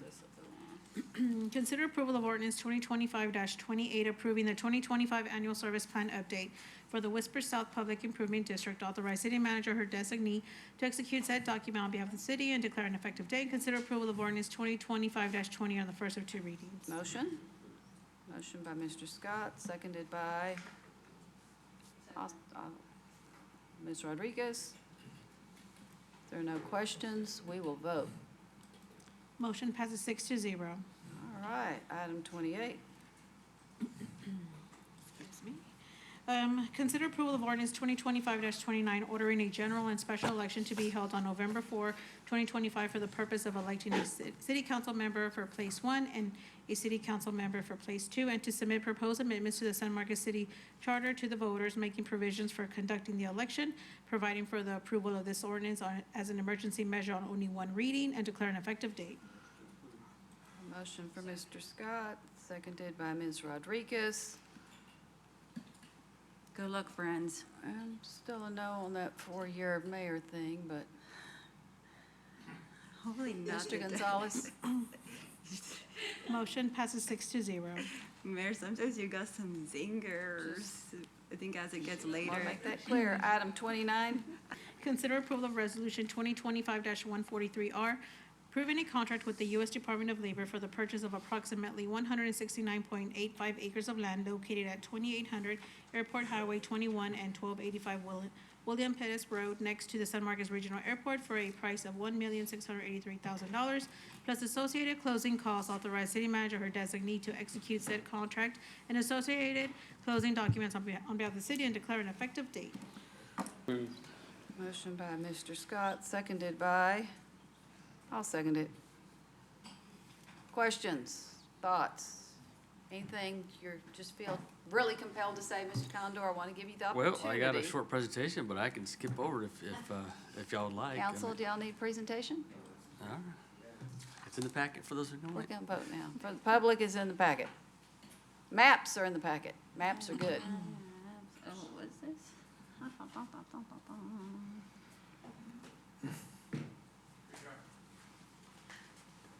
Whenever you're ready. Motion passes 5-1 with one absent. All righty, on to item 30. That's a joke. Okay. I'll have to get my Discuss and notes. consider appointments to fill vacancies on the following boards and commissions and provide directions to staff. A, Construction Board of Appeals. B, Economic Development San Marcos Board. C, Human Services Advisory Board. D, Neighborhood Commission. E, Senior Citizen Advisory Committee. And we start with A, Construction Board of Appeals. We have one applicant, HVAC contractor. It's so nice to have applications for this board that meets only when they need to, correct? Yes. Maybe once a year or whatever, so it's not high. Seeking a name? You want me to put the name in? I got it written down. Robert Britt. Robert Birch. Yes. Okay, so we've got Robert Birch's name in play. Are there any other nominations? If not, this is a one-for-one. You can use your push button. Okay, but also I just want to say I thought it was really cute that him and his wife met at Texas State and like came back. That's precious. That was Bobcat cute. love. That was cute. Motion passes 6-0. All right, next is EDSM. We have an applicant who is a return to San Marcos, apparently been back for a while. And that is Christopher Jones, former council member. So, his name is in play. Are there other nominations? That's One a for throwback one? Thursday. Yeah, Hmm? it's a throwback. Uh-huh. Yeah, I like him. Let's vote. I like his Motion energy. passes 6-0. All right, now we have Human Services Advisory Board. It was really nice to see some of these very qualified folks who would like to be on. I'm going to put the name of Elias Martinez in play. Are there other nominations? Oh, hold on. I know there's some good ones. I know. There were three I was real crazy about. Yeah, there was Kimberly Chavez. Mhm. Also had a good little presentation. Are you putting too. her name forward? Yeah. Okay. Not that I'm opposed to the first one, but. Okay. Any other names? I guess, oh no, that's just gonna make things more complicated. Second one's really good too. Yeah, One of them's got a social work yeah. background. That's the, I think, Got the one, okay. Oh, What do you think? you know, I mean, these two are good. I just wonder, like, I'm interested in hearing, like, what our colleagues, like, I guess thoughts are. Maybe that'll help me be able to make a decision, because I don't know. But of those two, I think those two were my top, the Laredo and then The Elias. first three were mine. The first one and then the two were kind of the same, but I'm happy with any of those. Wait, oh, you said Kimberly? Mm-hmm. Okay, yeah. But it's only one, Elias right? also It's had only a one, very yes. strong. It's only one. My notes are in my little suitcase in the office. So.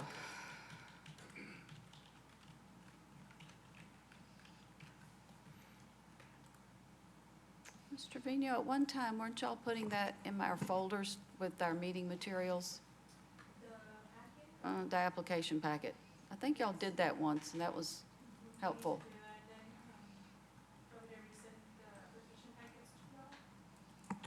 No, I'm just saying it'd be easy to find, other than having to go back from an email from you, and not everybody can see my screen here. So that would be helpful. I read them and I made my notes, so I'm,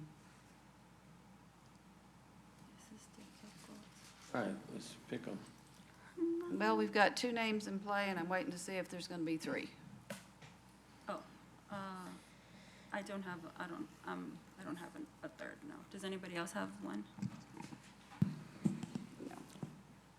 Okay, so, right now, we have Elias Martinez and Kimberly Chavez.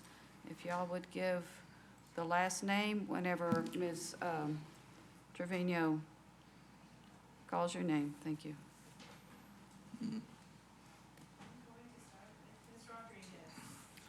Chavez. Okay. Ms. Garza? I don't know yet.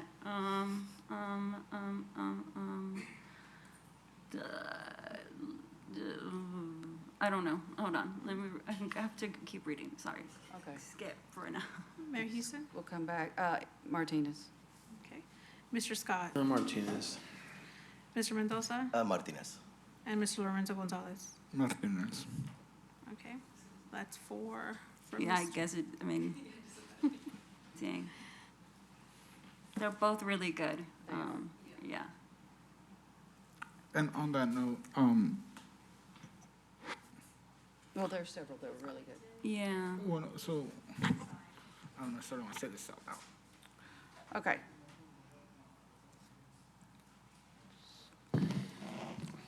You want to tell the whole class? Sure. So a couple months ago, I think the last time we named someone to this board, it was brought up that one of the members that we named at the very beginning of the year might have a conflict of interest, and she works for the Red Cross. And staff was supposed to look into it. So I was just following up, because I see that Ms. Ramirez is still on the board. For this one? Oh, she's still on the board? Well, Why would it be a conflict? The conflict if they're applying for dollars. Yeah, but I'm if Red Cross trying to applies for remember the dollars, last time- yeah. So Yeah. that the Red Cross could potentially apply for dollars, and she works for them. They don't, I feel like they don't really apply for money, but the Red Cross itself gives money to nonprofits. Like Right, but this is human services money. Right. The ethics ordinance basically, it generally states that service on a nonprofit board does not create for that member a conflict of interest generally.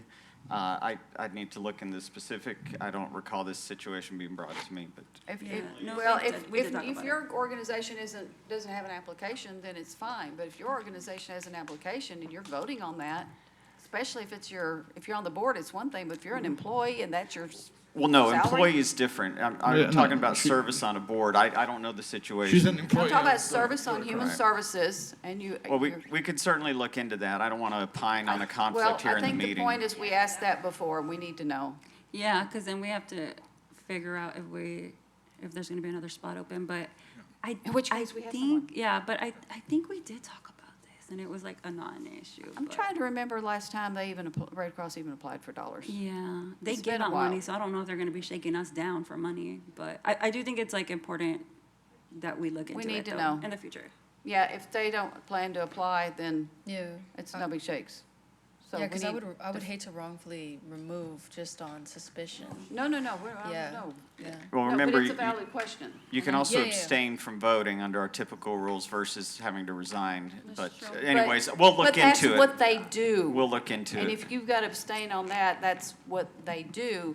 And you can't abstain just on your funding, because whether or not you get funding affects the others. So Oh, that's a good point, because that's literally all they do is vote. all they do is decide with the money. I say all, most of, their majority of what they do. Okay, so, Ms. Trevino, if you will make sure somebody looks into that and memo us back. All right, Neighborhood Commission, we actually have a volunteer for Sector 3. Yay! It's only one. Richard Kennedy. It's hard to find somebody at Sector 3. Right. No, yeah, I was gonna say, I don't know what type of outreach y'all did, but I do know more people got like the memo or whatever, I guess, but they just like, the barrier was they didn't have the time, but I do know people were talking about the opportunity, so thank you for that. Oh, it was good. Well, front page of the newspaper plus the social Yeah. media, so, yeah. Okay, we have one name, I will put that name in play, which is a Richard Kennedy. So we've got one for one, unless there's another nomination. Hearing none, we can push button vote.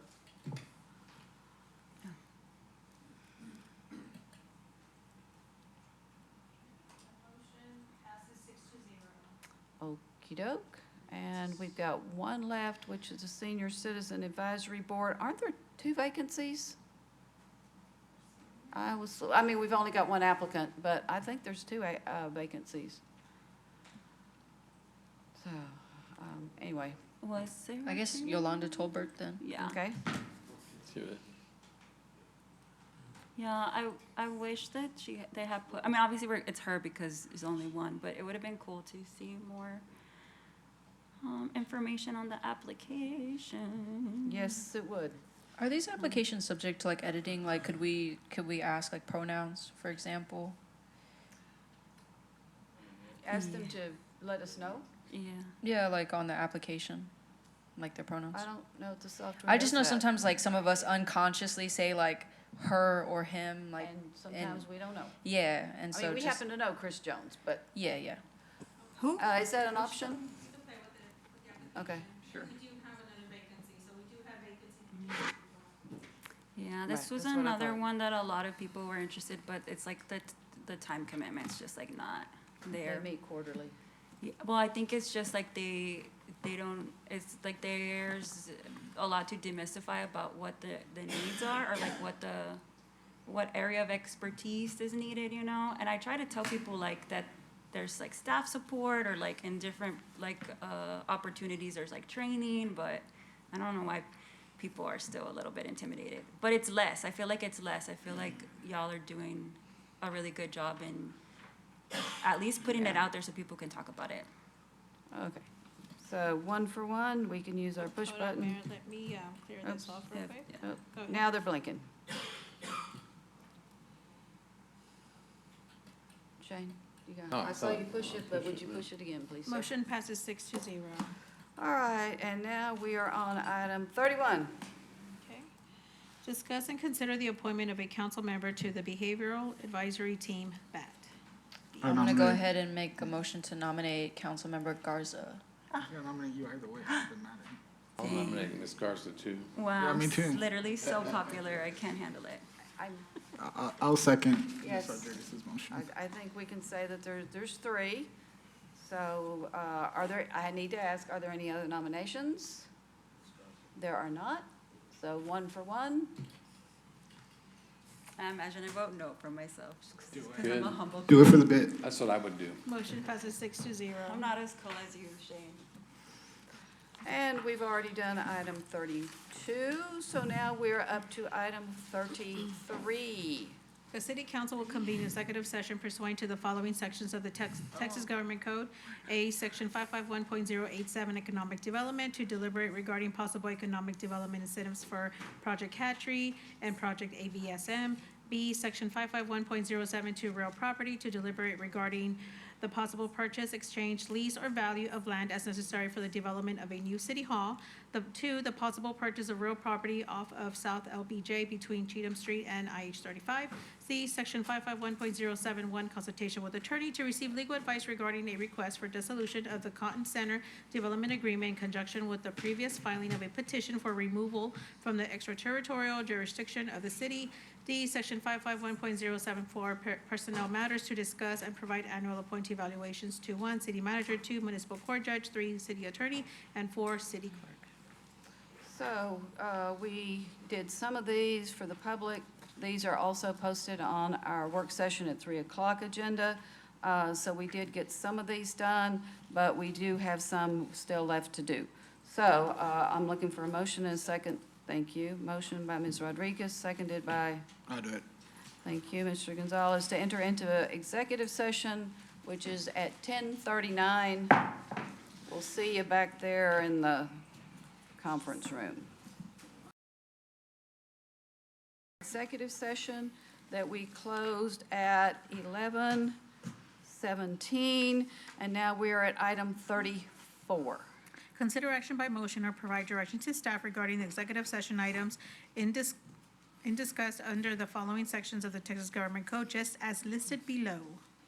Okay, for item 34A1, that was on our agenda tonight as item 5, and it passed. We did not discuss item 2. B, real property, B1 was an update to council. B2, we did before citizen comment. Item C is direction to staff, and item D is direction to staff. There being no further business on our agenda, Q&A, but I do not see anyone here. Is there anyone online to do Q&A? Oh, here, I think there was, let me check on it real quick. Sorry, I don't know if it's Miss, nope, nobody's on. Yeah, we had one that wasn't here earlier, Yes. and the others have told us what they wanted to tell us. Okay, with that, there being no further items on our agenda, adjourned at 11:19. Party in the USA. I've been holding